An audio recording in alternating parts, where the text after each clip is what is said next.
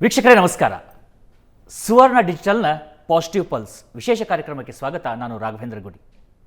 ಈ ಪಾಸಿಟಿವ್ ಪಲ್ಸ್ನಲ್ಲಿ ಪ್ರತಿ ವಾರ ಪ್ರತಿಯೊಬ್ಬ ಸಾಧಕನನ್ನು ಕರೆಸಿ ಅವರ ಸಾಧನೆ, ಅವರ ಪಯಣ ಮತ್ತು ಅವರ ಕನಸುಗಳು, ಈ ವಿಚಾರದ ಬಗ್ಗೆ ಸಾಕಷ್ಟು ವಿಚಾರಗಳನ್ನು ನಿರಂತರವಾಗಿ ಮಾತನಾಡ್ತಾ ಇದ್ದೀವಿ. ಸಾಕಷ್ಟು ಸಾಧಕರು ಹೇಗೆ ಬೆಳೆದು ಬಂದರು ಅನ್ನೋದು ಒಂದು ಕುತೂಹಲವನ್ನು ತರಿಸ್ತಾ ಇದ್ದರೆ, ಬೆಳೆದ ಮೇಲೆ ಏನು ಮಾಡಿದ್ರು ಅನ್ನೋದು ಮತ್ತೊಂದು ಕುತೂಹಲಕರವಾದಂಥ ಸಂಗತಿಯಾಗಿರುತ್ತೆ. ಇವತ್ತು ನಾನು ನಿಮ್ಮ ಜೊತೆಯಲ್ಲಿ ಈಗ ಬಂದಿರುವಂಥ ಅತಿಥಿಯನ್ನು ಇಂಟ್ರಡ್ಯೂಸ್ ಮಾಡೋದಾದರೆ ಬಹುತೇಕವಾಗಿ ನಿಮಗೆಲ್ಲರಿಗೂ ಗೊತ್ತೇ ಇರುತ್ತೆ. ಸಾಹಿತ್ಯ ಕ್ಷೇತ್ರದಲ್ಲಿ ನೀವು ಆಸಕ್ತಿಯನ್ನು ಹೊಂದಿದರೆ ಅವರು ಸಾಹಿತಿ, ನೀವು ಸಿನಿಮಾದಲ್ಲಿ ಏನಾದರೂ ಆಸಕ್ತಿಯನ್ನು ಹೊಂದಿದರೆ ಅವರು ಚಿತ್ರ ಸಾಹಿತಿಯೂ ಹೌದು, ಚಿತ್ರಕಥೆಯನ್ನು ಬರೆದಂಥವರು. ನೀವು ಪತ್ರಕರ್ತರು ಅಥವಾ ಯಾವುದಾದ್ರೂ ಪೇಪರಲ್ಲಿ, ನ್ಯೂಸಲ್ಲಿ ಇಂಟ್ರೆಸ್ಟ್ ಆಗಿದ್ದರೆ ಅವರು ಕನ್ನಡ ಪ್ರಭದ ಸಂಪಾದಕರು ಕೂಡ ಹೌದು.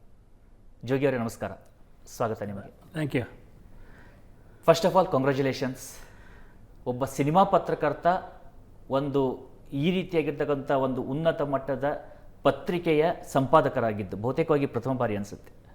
ಹೌದು, ಸಿನಿಮಾ ಪತ್ರಕರ್ತರಿಗೆ ಅವರನ್ನು ಒಂಥರ ಸೈಡ್ ಲೈನ್ ಮಾಡಿದ್ರು ಅಂತಂಗೆ ಅನಿಸುತ್ತೆ ಭಾಳ ವರ್ಷಗಳಿಂದ. ಅಂದರೆ ಸಿನಿಮಾ ಒಂದು ಪತ್ರಿಕೆಯ ಮುಖ್ಯ ಭಾಗ ಆಗಿದ್ದು ಕನ್ನಡಪ್ರಭದಲ್ಲೇ. ಚಿತ್ರಪ್ರಭ ಅಂತ ಹೇಳುವ ಪುರವಣಿ ಆರಂಭಿಸಿದಾಗ ಅದು ಭಾಳ ಮುಖ್ಯ ಭಾಗ ಆಯಿತು. ಅದರ ಮುಂಚೆ ಇರಲಿಲ್ಲ. ಅದು ಮುಂಚೆ ಸಿನಿಮಾ ಸುದ್ದಿಗಳು ಬರೋದು ಚಿಕ್ಕ ಪುಟ್ಟದ್ದು ಅಷ್ಟೇ ಇತ್ತು.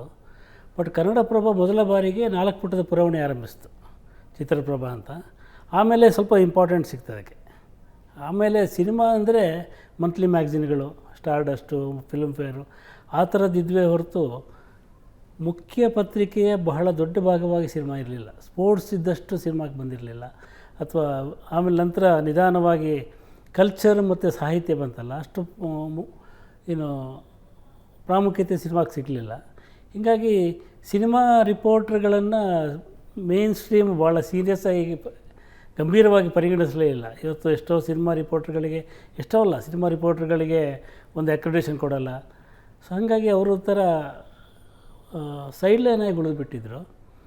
ಬಟ್ ಇತ್ತೀಚೆಗೆ ಅಂದರೆ ಯಾವಾಗ ಎಂಟರ್ಟೈನ್ಮೆಂಟ್ ಇಂಡಸ್ಟ್ರಿ ಒಂದು ಮೇಜರ್ ರೋಲ್ ಪ್ಲೇ ಮಾಡೋಕ್ಕೆ ಶುರು ಮಾಡ್ತು, ಅಂದರೆ ಅದು ಅದರ ಸಿನಿಮಾದ ಸುದ್ದಿಗಳು ಮುಖಪುಟದಲ್ಲೂ ಬರಲಿಕ್ಕೆ ಶುರುವಾದವು ಬೇರೆ ಬೇರೆ ಕಾರಣಕ್ಕೆ.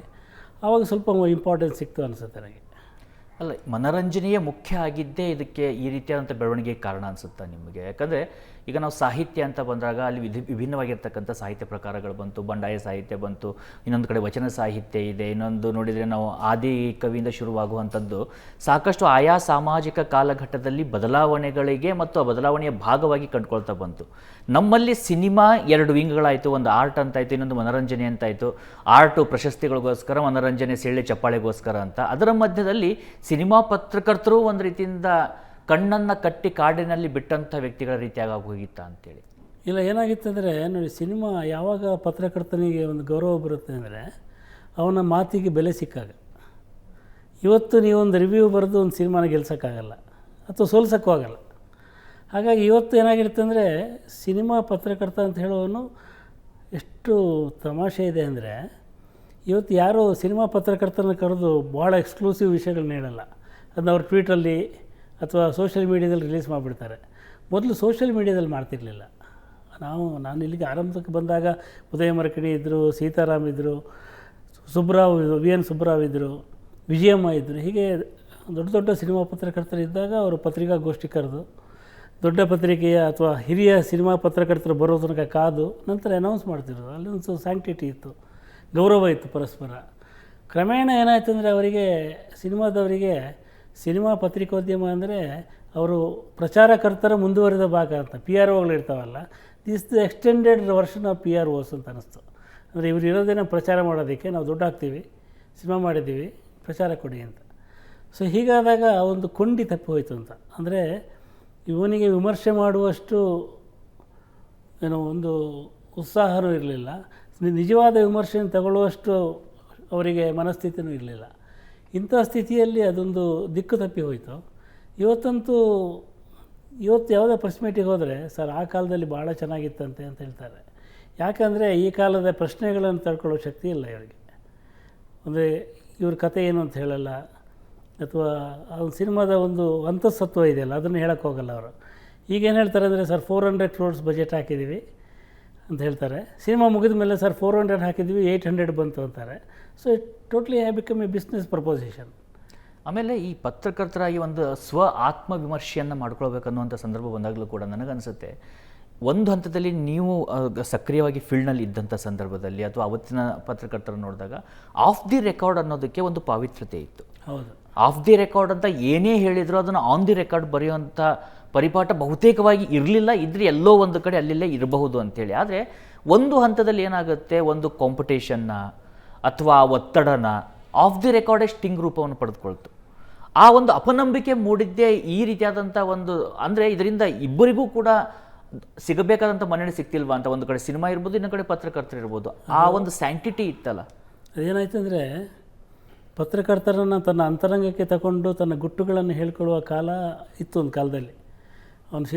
ನಾವು ಸಿನಿಮಾ ರಿಲೀಸ್ ಮೀಟ್ ಅಂತ ಇರ್ತಿತ್ತಲ್ಲ, ಪ್ರೆಸ್ ಮೀಟ್, ಅಲ್ಲಿಗೆ ಹೋದಾಗ ನಾವೆಲ್ಲ ಪ್ರಶ್ನೆ ಕೇಳ್ತಾ ಇದ್ವಿ. ಆಮೇಲೆ ಪಕ್ಕಕ್ಕೆ ಬಂದಾಗ ಹೀರೋ ಹೇಳ್ತಾ ಇದ್ದ, ಬಾಸ್ ಇದೇನು ಭಾಳ ಚೆನ್ನಾಗೇನು ಬಂದಿಲ್ಲ, I am not happy, but ನಾನು ಹೇಳೋಕ್ಕಾಗಲ್ಲ ಅಂತ ಈ ಥರ ಖಾಸಗಿಯಾಗಿ ಹಂಚ್ಕೊಳ್ತಾಯಿದ್ರು. ಅಂದರೆ ತಾನು ಅಂದ್ಕೊಂಡಂಗೆ ಸಿನಿಮಾ ಬಂದಿಲ್ಲ, ಅವ್ರು ಹೇಳಿದ್ದೇ ಒಂದು ಮಾಡಿದ್ದೇ ಒಂದು, ಈ ಥರದ್ದೊಂದು ಇತ್ತು.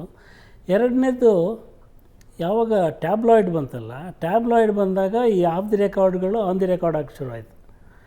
ಅದು ಟ್ಯಾಬ್ಲಾಯ್ಡಿಂದ ಶುರುವಾಗಿದ್ದು. ಆಮೇಲೆ ಟ್ಯಾಬ್ಲಾಯ್ಡ್ಗಳಿಗೆ ಒಂದು ಮಾಹಿತಿಯನ್ನು ಕೊಡುವಂಥವ್ರು ಇರ್ತಾಯಿದ್ರು. ಅಂದರೆ ಎಲ್ಲ ಕ್ಷೇತ್ರದಲ್ಲೂ ಈ ಸುದ್ದಿಯನ್ನು ಆಚೆ ಹಾಕಬೇಕು ಅಂತೇಳಿ ಆಸೆ ಇದ್ದವ್ರು ಇರ್ತಾರೆ. ಅದನ್ನು ಬರಿಬೇಕಾ ಬೇಡೋ ಅಂತ ಹೇಳೋದು ಪತ್ರಕರ್ತನ ವಿವೇಚನೆಗೆ ಬಿಟ್ಟಿದ್ದು. ಈಗ ನನಗೆ ಒಬ್ಬ ನಟನ ಬಗ್ಗೆ ಸಾವಿರಾರು ಮಾಹಿತಿ ಗೊತ್ತಿರುತ್ತೆ. ಅದನ್ನು ಯಾವುದನ್ನು ಓದುಗರಿಗೆ ತಲುಪಿಸಬೇಕು, ಯಾವುದನ್ನು ಪ್ರೇಕ್ಷಕನಿಗೆ ತಲುಪಿಸ್ಬೇಕು, ಅದು ಬಹಳ ಮುಖ್ಯ. ಅದು ಗೊತ್ತಿಲ್ಲದೆ ಹೋದರೆ ಏನಂದರೆ ಎಲ್ಲ ಬರಿತಾ ಹೋಗ್ತೀವಿ. ಇವತ್ತು ಏನಾಗ್ತಿದೆಯಲ್ಲ ಸೋಷಿಯಲ್ ಮೀಡಿಯಾದಲ್ಲಿ ಪ್ರತಿಯೊಂದನ್ನು ಬರಿತಾ ಹೋಗ್ತೀವಿ. ಅಂದರೆ ಒಬ್ಬನ ಸೀಕ್ರೆಸಿ ಇರುತ್ತೆ, ಪ್ರೈವೇಸಿ ಇರುತ್ತೆ, ಅವನು ಹೇಳಬಾರದಿರುತ್ತೆ, ಅವನಿಗೆ ಅಂತರಂಗದಲ್ಲಿ ಅನಿಸಿದ್ದಿರುತ್ತೆ. ಅದನ್ನು ನಾವು ಬಹಿರಂಗವಾಗಿ ಹೇಳೋದಕ್ಕೆ ಹೋಗಬಾರ್ದು ಅಂತ. ಅಂಥ ಸಂಕಟಗಳು ಪ್ರತಿಯೊಬ್ಬನಿಗೂ ಇರ್ತವೆ. ಪತ್ರಕರ್ತನಿಗೂ ಇರ್ತವೆ, ಸಿನಿಮಾ ನಟನಿಗೂ ಇರ್ತವೆ, ನಿರ್ದೇಶಕನಿಗೂ ಇರ್ತವೆ, ನಿರ್ಮಾಪಕನಿಗೂ ಇರ್ತವೆ. At the end of the day ಮನುಷ್ಯರಿಗೆ ಇದ್ದೇ ಇರುತ್ತೆ. ಅವರು ಮನುಷ್ಯರೇ, ರೋಬೋಟ್ಗಳಂತೂ ಅಲ್ಲ. ಪ್ರತಿಯೊಂದು ಕೂಡ ನಾವು ನೋಡ್ತಾ ಹೋಗೋದಾದರೆ ಅವ್ರಿಗೂ ದುಃಖಗಳಿರ್ತವೆ, ಅವ್ರಿಗೂ ಜಲಸಿಗಳಿರ್ತವೆ. ಸೀಕ್ರೆಟ್ ಅನ್ನೋದು ಪ್ರತಿಯೊಬ್ಬರಲ್ಲೂ ಇರುತ್ತೆ. ಕೆಲವು ಸೀಕ್ರೆಟ್ಗಳನ್ನು ಸ್ನೇಹಿತರ ಮುಂದೆ ಹಂಚಿಕೊಂಡಂತೆ ಇನ್ನೊಬ್ಬರ ಮುಂದೆ ಹಂಚಿಕೊಳ್ಳಬೇಕಂತೇಳಿ ಎಲ್ಲಿಗೆ ಗೊತ್ತಾಗದೇ ಆಗುತ್ತೋ ಅವು ಕೂಡ ಸುದ್ದಿ ಆದಂಥ ಉದಾಹರಣೆಗಳು ಸಿಗ್ತವೆ. ಅದೇ ಸ್ನೇಹ ಅಂತ ಹಂಚಿಕೊಂಡಿದ್ದು ಏನಾದರೂ ಅಂದರೆ, ಈ ಯಾವಾಗ ಫೋನ್ ಬಂತಲ್ಲ, ಆ ಫೋನಲ್ಲಿ ರೆಕಾರ್ಡಿಂಗ್ ಬಂತು ನೋಡಿ. ಮುಂಚೆ ಎಲ್ಲ ರೆಕಾರ್ಡಿಂಗ್ ಆಗ್ತಿರಲಿಲ್ಲ. ಇಲ್ಲಿ ರೆಕಾರ್ಡ್ ಮಾಡಿ ಅದನ್ನು ಯಾರಿಗೋ ವಾಯ್ಸ್ ನೋಟ್ ಕಳಿಸ್ಕೊಡೋದು, ಈ ಥರದ್ದೆಲ್ಲ ಶುರುವಾಗಿ ಒಂದು ನಂಬಿಕೆ ಹೊರಟೋಯ್ತು. ಅಂದರೆ ಈಗ ನೀವು ಯಾವುದೇ ನಟನನ್ನು, ಅಂದರೆ ಸೂಪರ್ ಸ್ಟಾರನ್ನು ಭೇಟಿಯಾಗೋದಕ್ಕಾಗಲ್ಲ. ನಿಮ್ಮ ಯಾವುದೇ, ಅಂದರೆ ಬಹುತೇಕ ಪತ್ರಕರ್ತರ ಹತ್ರ ಸೂಪರ್ ಸ್ಟಾರ್ಗಳ ಫೋನ್ ನಂಬರ್ಗಳಿಲ್ಲ. ನಾನೊಂದು ಸಲ ಒಂದು ಎಂಟರ್ಟೈನ್ಮೆಂಟ್ ಚಾನಲ್ನ ಮುಖ್ಯಸ್ಥರನ್ನ ಭೇಟಿ ಹಾಕಿ ಹೋಗಿದ್ದೆ. ಅವರು ಭೇಟಿ ಹಾಕಿ ಹೋದಾಗ ಹೇಳಿದರು, ನಾನು ಆಗ ಸಿನಿಮಾ ಜರ್ನಲಿಸ್ಟು. ಆಗ ಹೇಳಿದರು, ನಿಮಗೆ ನಿಮ್ಮ ಹತ್ರ ಈ ನಟನ ನಂಬರ್ ಇದೆಯಾ ಕೇಳಿದ್ರು. ಇದೆ ಅಂದೆ, ಮಾಡಿ ಅಂದರು. ಮಾಡಿದ್ರೆ ಅದಿಲ್ಲ, this number does not exist ಅಂತ ಬಂತು. ಇದು ಹಳೆ ನಂಬರ್ ಸರ್, ನನ್ನ ಹತ್ರ ಹೊಸ ನಂಬರ್ ಇದೆ. ನಾನು ಒಂದಕ್ಕೆ ರಿಂಗ್ ಮಾಡಿದರೆ ಅವ್ರು ಫೋನ್ ತೆಗಿತಾರೆ, ನಿಮಗೆ ಅವ್ರ ಫೋನ್ ನಂಬರು ಕೊಡೋಲ್ಲ, ನಿಮ್ಮ ಫೋನು ತೆಗಿಯಲ್ಲ. ಯಾಕಂದರೆ you are not useful to them. ನಾನು ಅವರಿಗೆ ಒಳ್ಳೆ ಪ್ರೋಗ್ರಾಮ್ಗಳು ಕೊಡ್ತೀನಿ, ನಾನು ಸ್ನೇಹದಲ್ಲಿ ಇಟ್ಕೊಂಡಿದ್ದೀನಿ. ಅವರೇನಾದರೂ ಅವರಿಗೆ ಹುಟ್ಟುಹಬ್ಬ ಆದಾಗ ಅವ್ರ ಮನೆಗೆ ಹೋಗಿ ಒಂದು ಬೊಕೆ ಕೊಟ್ಟು ಬರ್ತೀನಿ. ಒಂದು ಕಾರ್ಡಿಯಲ್ ರಿಲೇಷನ್ಶಿಪ್ ಇಟ್ಕೊಂಡಿದ್ದೀನಿ. ನೀವು ಇಟ್ಕೊಂಡಿಲ್ಲ. ನೀವು you go to him only for news. ಏನೋ ಬ್ರೇಕಿಂಗ್ ನ್ಯೂಸ್ ಇದೆಯಾ, ಅವನ ಜೀವನದಲ್ಲಿ ಏನೋ ಸಿಗುತ್ತಾ, ಇದಕ್ಕೆ ಹೋಗ್ತೀರಿ ಪತ್ರಕರ್ತರು. ಹೀಗಾಗಿ ಅವ್ರು ನಿಮ್ಮನ್ನು ದೂರ ಇಡ್ತಾರೆ ಅಂತ ನನಗೆ ಆಮೇಲೆ ನಿಜ ಅನ್ನಿಸ್ತು. ಯಾಕಂದರೆ ಇದು ಬರೀ ಪತ್ರಿಕೋದ್ಯಮ ಅಲ್ಲ, ರಾಜಕಾರಣದಲ್ಲೂ ಅದೇ ಇದೆ. ಅಂದರೆ ಒಬ್ಬ ತನ್ನ ಸೋಲನ್ನು ಹೇಳ್ಕೊಳ್ಳೋದಕ್ಕೆ ಅಥವಾ ತನ್ನ ಹತಾಶೆಯನ್ನು ಹೇಳ್ಕೊಳ್ಳೋದಕ್ಕೆ ಒಬ್ಬನ ಬಯಸ್ತಾನೆ. ಅವನು ತನಗೆ ಗೊತ್ತಿರೋನಾದಷ್ಟು ಒಳ್ಳೆಯದು. ತುಂಬ ವರ್ಷ ತನಗೆ ಗೊತ್ತಿದ್ದರೆ ಅಂದರೆ ಯಾರ ಹತ್ರ ಹೇಳ್ಕೊಳ್ಬೇಕು ಅವನು. ಸೊ ಈ ಥರದ ಒಂದು ಬಾಂಧವ್ಯ ಇರಬೇಕೋ ಬೇಡೋ ಗೊತ್ತಿಲ್ಲ, ಇಲ್ಲ ಈಗ. ಬಟ್ ಇನ್ನೊಂದೇನಾಗ್ತಾ ಇದೆ, ಇನ್ನೊಂದು ಡೇಂಜರಸ್ ಸಿಚುವೇಶನ್ ಆಗಿದ್ದಂದರೆ, ಕೆಲವು ನಟರ ಅಭಿಮಾನಿಗಳ ಪತ್ರಕರ್ತರ ಅಂತ ಕನ್ಫ್ಯೂಷನ್ ಆಗಬೇಕು, ಆ ರೀತಿಯಾದಂಥ ಬೆಳವಣಿಗೆಗಳನ್ನು ಕೂಡ ನಾವು ನೋಡ್ತೀವಿ. ಅದು ಎಷ್ಟು ಅಂದರೆ ಇದು ಪತ್ರಿಕೋದ್ಯಮಕ್ಕೆ ಉಪಯುಕ್ತನ ಅಥವಾ ಭವಿಷ್ಯದ ದೃಷ್ಟಿಯಿಂದ ಉಪಯುಕ್ತನ ಅಥವಾ ಅಲ್ವಾ? ಅಂದರೆ ಯಾವುದು ರೆಡ್ ಲೈನ್ ಆಗಿರಬೇಕು ಒಬ್ಬ ಪತ್ರಕರ್ತನಿಗೆ? ಇವತ್ತಿನ ಮಾತನ್ನು ಕೇಳಿದರೆ ನನಗೆ ಗೊತ್ತಿಲ್ಲ. ಯಾಕಂದರೆ ಇವತ್ತು ಅಂಥ ಒಂದು ಲೈನೇ ಇಲ್ಲ. ಮೊದಲಿತ್ತು.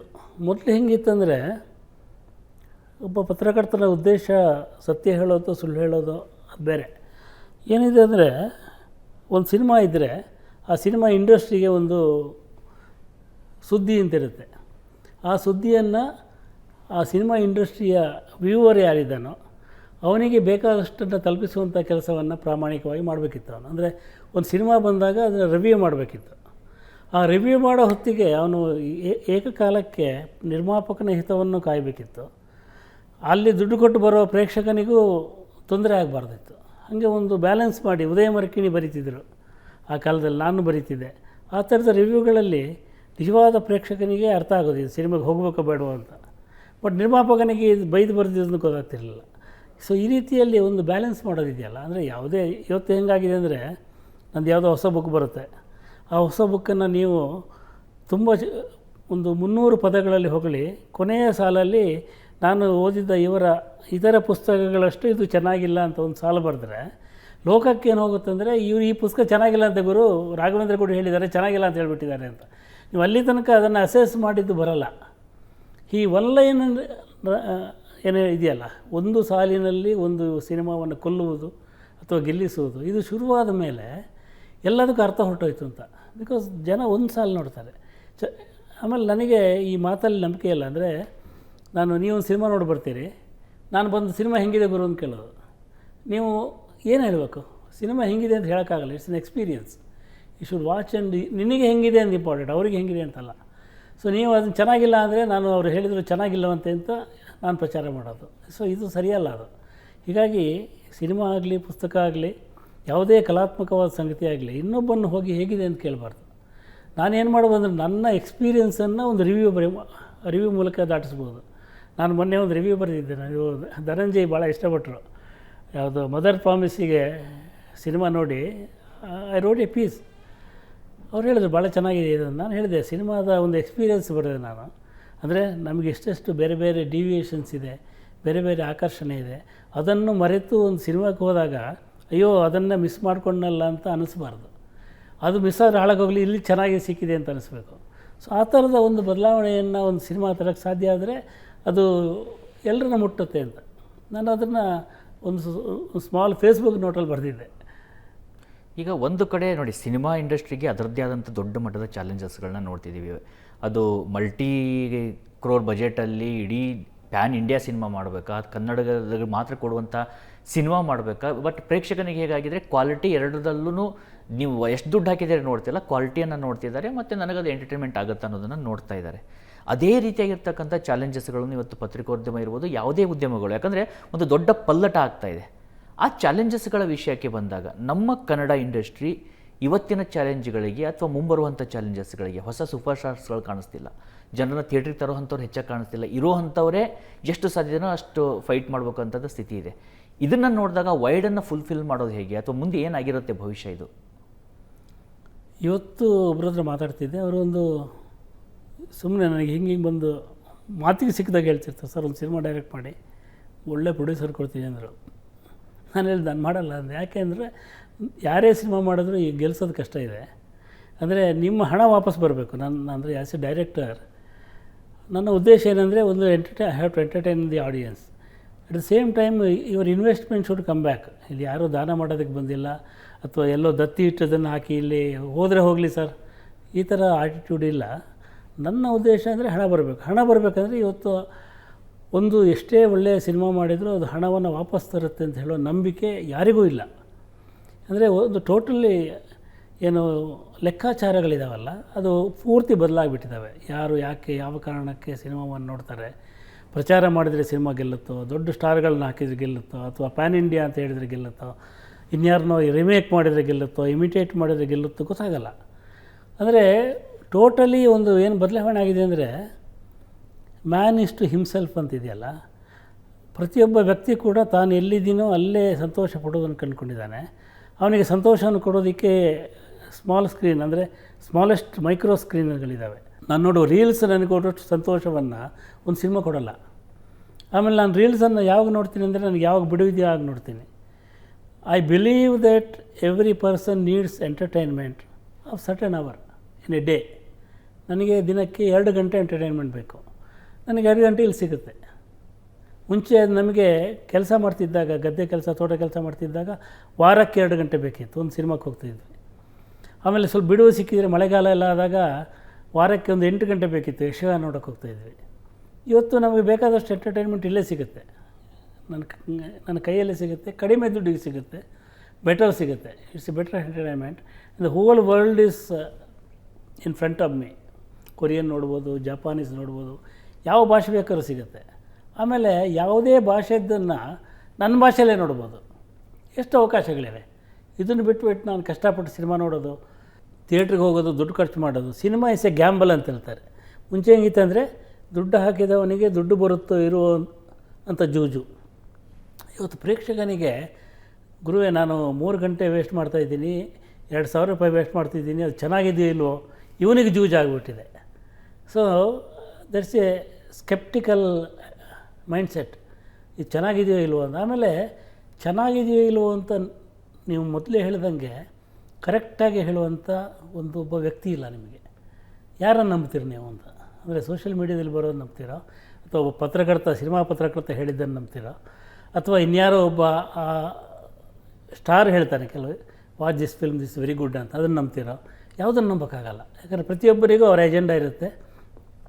ಅದಕ್ಕೋಸ್ಕರ ಅವರು ಆ ಸಿನಿಮಾ ಚೆನ್ನಾಗಿದೆ ಚೆನ್ನಾಗಿಲ್ಲ ಅಂತ ಹೇಳ್ತಾರೆ. ಒಂದು ದೊಡ್ಡ ಸಮೂಹ ಈ ಸಿನಿಮಾ ನೋಡಿ ಅಂತೇಳಿ ಹೇಳುತ್ತಲ್ಲ, ಅದು ಆ ಸ್ಟಾರ್ನ ಅಭಿಮಾನಿ ಆಗಿರುತ್ತೆ. ಅವರು ಒಂದು 3 ದಿನ ಹೇಳ್ತಾರೆ. ಮತ್ತೊಂದು ದೊಡ್ಡ ಸಮೂಹ ಇದು ಭಾಳ ಕೆಟ್ಟದಾಗಿದೆ ನೋಡಬೇಡಿ, ಅದು ಆ ಸ್ಟಾರ್ನ ವಿರೋಧಿಗಳದ್ದಾಗಿರುತ್ತೆ. ಹೀಗೆ ನಮಗೆ ಸತ್ಯ ಗೊತ್ತಾಗ್ಬಿಟ್ಟಿದೆ ಅಂತ. ಅಂದರೆ ನಾನು ಆ್ಯಸ್ ಎ ಕಾಮನ್ ಆಡಿಯನ್ಸ್ ನನಗೆ ಯಾರನ್ನೂ ನಂಬೋಕ್ಕಾಗ್ತಿಲ್ಲ. ನನಗೆ ಟ್ರೇಲರ್ನ ನಂಬೋಕ್ಕಾಗ್ತಿಲ್ಲ. ಭಾಳ ಚೆನ್ನಾಗಿ ಟ್ರೇಲರ್ ಕಟ್ ಮಾಡ್ತಾರೆ, ಅದನ್ನು ನೋಡಿದ್ರೆ ಭಾಳ ಒಳ್ಳೆಯ ಸಿನಿಮಾ ಅನಿಸುತ್ತೆ, ಬಟ್ ಅದರಲ್ಲಿ ಇರಲ್ಲ. ಅಥವಾ ಡಿಸ್ಕಷನಲ್ಲಿ ಕೂತ್ಕೊಂಡು ಭಾಳ ಅದ್ಭುತವಾಗಿ ಮಾತಾಡ್ತಾರೆ, ಪ್ರತಿಯೊಂದು ಶಾರ್ಟ್ ಹೆಂಗೆ ಕಟ್ಟಿದ್ವಿ, ಕತೆ ಹೆಂಗೆ ಮಾಡಿದ್ವಿ ಅಂತ. ಬಟ್ ಅಲ್ಲಿ ಇಷ್ಟು ಎಂಟರ್ಟೈನಿಂಗ್ ಡಿಸ್ಕಷನ್ ಅಷ್ಟು ಎಂಟರ್ಟೈನಿಂಗ್ ಸಿನಿಮಾ ಆಗಿರಲ್ಲ. ಹೀಗೆ ಬಹಳ ಡೌಟಲ್ಲಿ ಇರ್ತಾನೆ ಮನುಷ್ಯ.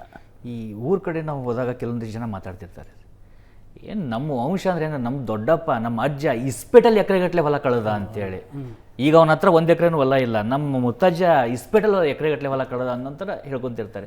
ಅಂಥ ಪಳಿಯುಳಿಕೆಗಳು ಇವತ್ತು ಸಿನಿಮಾ ಇಂಡಸ್ಟ್ರಿಯಲ್ಲಿ ನೋಡಿದಾಗಲೂ ಕೂಡ ಎಲ್ಲರೂ ಬಾಯಿ ಮಾತಿಗೆ ಅಂತಾರೆ ಸಿನಿಮಾ ಎಲ್ಲಕ್ಕಿಂತ ದೊಡ್ಡದು ಅಂತೇಳಿ. ಆದರೆ ಆ ಒಂದು ಪಳಿಯುಳಿಕೆಯ ಮನಸ್ಥಿತಿಗಳಿದಾವಲ್ಲ, 1 ರೂಪಾಯಿ ಖರ್ಚು ಮಾಡಿ ಒಂದು ಸಿನಿಮಾ ಮಾಡೋದನ್ನೇ 10 ರೂಪಾಯಿಯನ್ನು ಖರ್ಚು ಮಾಡಿಸಿ ಪ್ರೊಡ್ಯೂಸರ್ ಹತ್ರ ಅವ್ನು ಇವತ್ತು ಎಂದಿಗೂ ಸಿನಿಮಾ ಮಾಡಬಾರ್ದು ಅಂತ ಸ್ಥಿತಿಗೆ ತಂದಿಡುವಂಥ ಸ್ಥಿತಿ ಇದ್ದಾರೆ. ಅಂದರೆ ಹೀರೋಗಳನ್ನೇ ಬಿಟ್ಟು ನಾನು ಸಿನಿಮಾ ಮಾಡ್ತೀನಿ, ನಂಗೆ ಡೈರೆಕ್ಟ್ರೇ ಬೇಡ, ಸಿನಿಮಾ ಮಾಡ್ಕೋತೀನಿ. ಆ ಥರ ಸನ್ನಿವೇಶದಲ್ಲಿ ಕನ್ನಡ ಇಂಡಸ್ಟ್ರಿ ಒಂದು ಭಾಷೆ ವಿಚಾರದಲ್ಲಿ ನೋಡಿದಾಗಲೂ ಕೂಡ ಮುಂದೆ ಏನಾಗುತ್ತೆ ಅನ್ನೋದು ಸಹಜವಾಗಿ ಕನ್ನಡ ಅಭಿಮಾನಿಗಳಿಗೂ ಕೂಡ ಇದ್ದೇ ಇರುತ್ತೆ ಆ ಪ್ರಶ್ನೆ. ನಿಜವಾದ ಸಿನಿಮಾ ಅಭಿಮಾನಿಗಳಿದಾರಲ್ಲ ಅವರೊಂದಷ್ಟು ಸಂಖ್ಯೆಯಲ್ಲಿದ್ದಾರೆ ಈಗ. ಅಂದರೆ ಇವತ್ತಿಗೂ ಅವರು, ಉದಾಹರಣೆಗೆ ನೀವು ರಾಜ್ಕುಮಾರ್ ಹಾಡುಗಳ ಸಂಜೆ ಅಂತ ಇಟ್ಟಾಗ ಅಲ್ಲೊಂದು 1000 ಜನ ಬಂದು ಕೂತ್ಕೊಂಡು ಹಾಡುಗಳು ಕೇಳ್ತಾರೆ. ಅವ್ರು ಇವತ್ತಿನ ಯಾವ ಹಾಡುಗಳನ್ನು ಕೇಳಲ್ಲ. ಬಟ್ ಅದೇನಾಗಿದೆ ಅಂದರೆ ಆ ಕನ್ನಡ ಸಿನಿಮಾಗಳನ್ನು ಮೆಚ್ಚುವವರ ವಯೋಮಾನ ಇದೆಯಲ್ಲ, ಅದು 40+ ಇದೆ ಅಂತ. ಅವ್ರು ಇನ್ನೊಂದು 20-25 ವರ್ಷ 30 ವರ್ಷ ಬದುಕಿರ್ತಾರೆ. ಅದರಲ್ಲಿ ಒಂದು 7-8 ಸಿನಿಮಾ ನೋಡ್ತಾರೆ ಅವರು. ಅಂದರೆ ಅವರಿಗೆ ಆ ಸಿನಿಮಾ ನೋಡೋದಕ್ಕೆ, ಅಂದರೆ ಈಗ ನಾನೇ ಥಿಯೇಟ್ರಿಗೆ ಬಂದು ಸಿನಿಮಾ ನೋಡಬೇಕಿದ್ರೆ ಬಹಳ ಕಷ್ಟ ಇದೆ. ಅಂದರೆ ಈಗ ನಾನು ಈ ಪತ್ರಿಕೆಯಲ್ಲಿರೋದ್ರಿಂದ ಕೆಲವು ಸಿನಿಮಾಗಳನ್ನ ನೋಡ್ತೀನಿ. ಬಟ್ ನಾನು ರಿಟೈರ್ ಆದಮೇಲೆ ನಾನು ಥಿಯೇಟ್ರಿಗೆ ಬರೋದು ಬಹಳ ಅಪರೂಪ. ಅಂದರೆ ಅಂಥ ಒಂದು ಸಿನಿಮಾ ನನಗೆ ಹಳೆಯ ಕಾಲದ ಯಾವುದೋ ಒಬ್ಬ ನನ್ನನ್ನು ಸೆಳೆದಂಥ ನಿರ್ದೇಶಕ ಅಮೋಲ್ ಪಾಲೇಕರ್ ಸಿನಿಮಾ ಬಂತು, ಗುಲ್ಜಾರ್ ಸಿನಿಮಾ ಮಾಡಿದ್ರು, ಗುಲ್ಜಾರ್ ಮಗಳು ಮಾಡಿದರು. ಈ ಥರ ಇದ್ದರೆ, ಅಥವಾ ಇಲ್ಲಿ ಯಾರಾದರೂ ಕಾಸರವಳ್ಳಿ ಒಂದು ಹೊಸ ಸಿನಿಮಾ ಮಾಡಿದರು, ಈ ಥರ ಇದ್ದಾಗ ನಾನು ಹೋಗ್ಬೋದೇ ಹೊರತು ಈ ಯಾವುದು ತೆಲುಗು ಸಿನಿಮಾಗಳ ನಕಲುಗಳು, ಅಂದರೆ ತೆಲುಗು ಸಿನಿಮಾದ ಛಾಯೆಯನ್ನಿಟ್ಟುಕೊಂಡು ಅದರ ಪಡಿಯಚ್ಚಿನಂತೆ ಬರುವ ಸಿನಿಮಾಗಳಿದಾವಲ್ಲ, ಅದನ್ನು ನಾನು ನೋಡಲ್ಲ. ಅವತರಣಿಕೆ ಅಂದರೆ ಅದು ಹೆಂಗಾಗಿದೆ ಅಂದರೆ, we took the Telugu model. ಆ ಮಾಡೆಲ್ ತಗೊಂಡು ಅಲ್ಲಿ ಏನು ಮಾಡ್ತಾನೋ, ಬಾಲಯ್ಯ ಏನು ಮಾಡ್ತಾನೋ, ಇಲ್ಲಿ ಬೀಲಯ್ಯನೋ ಅವನೇ ಅದೇ ಮಾಡ್ತಾನೆ.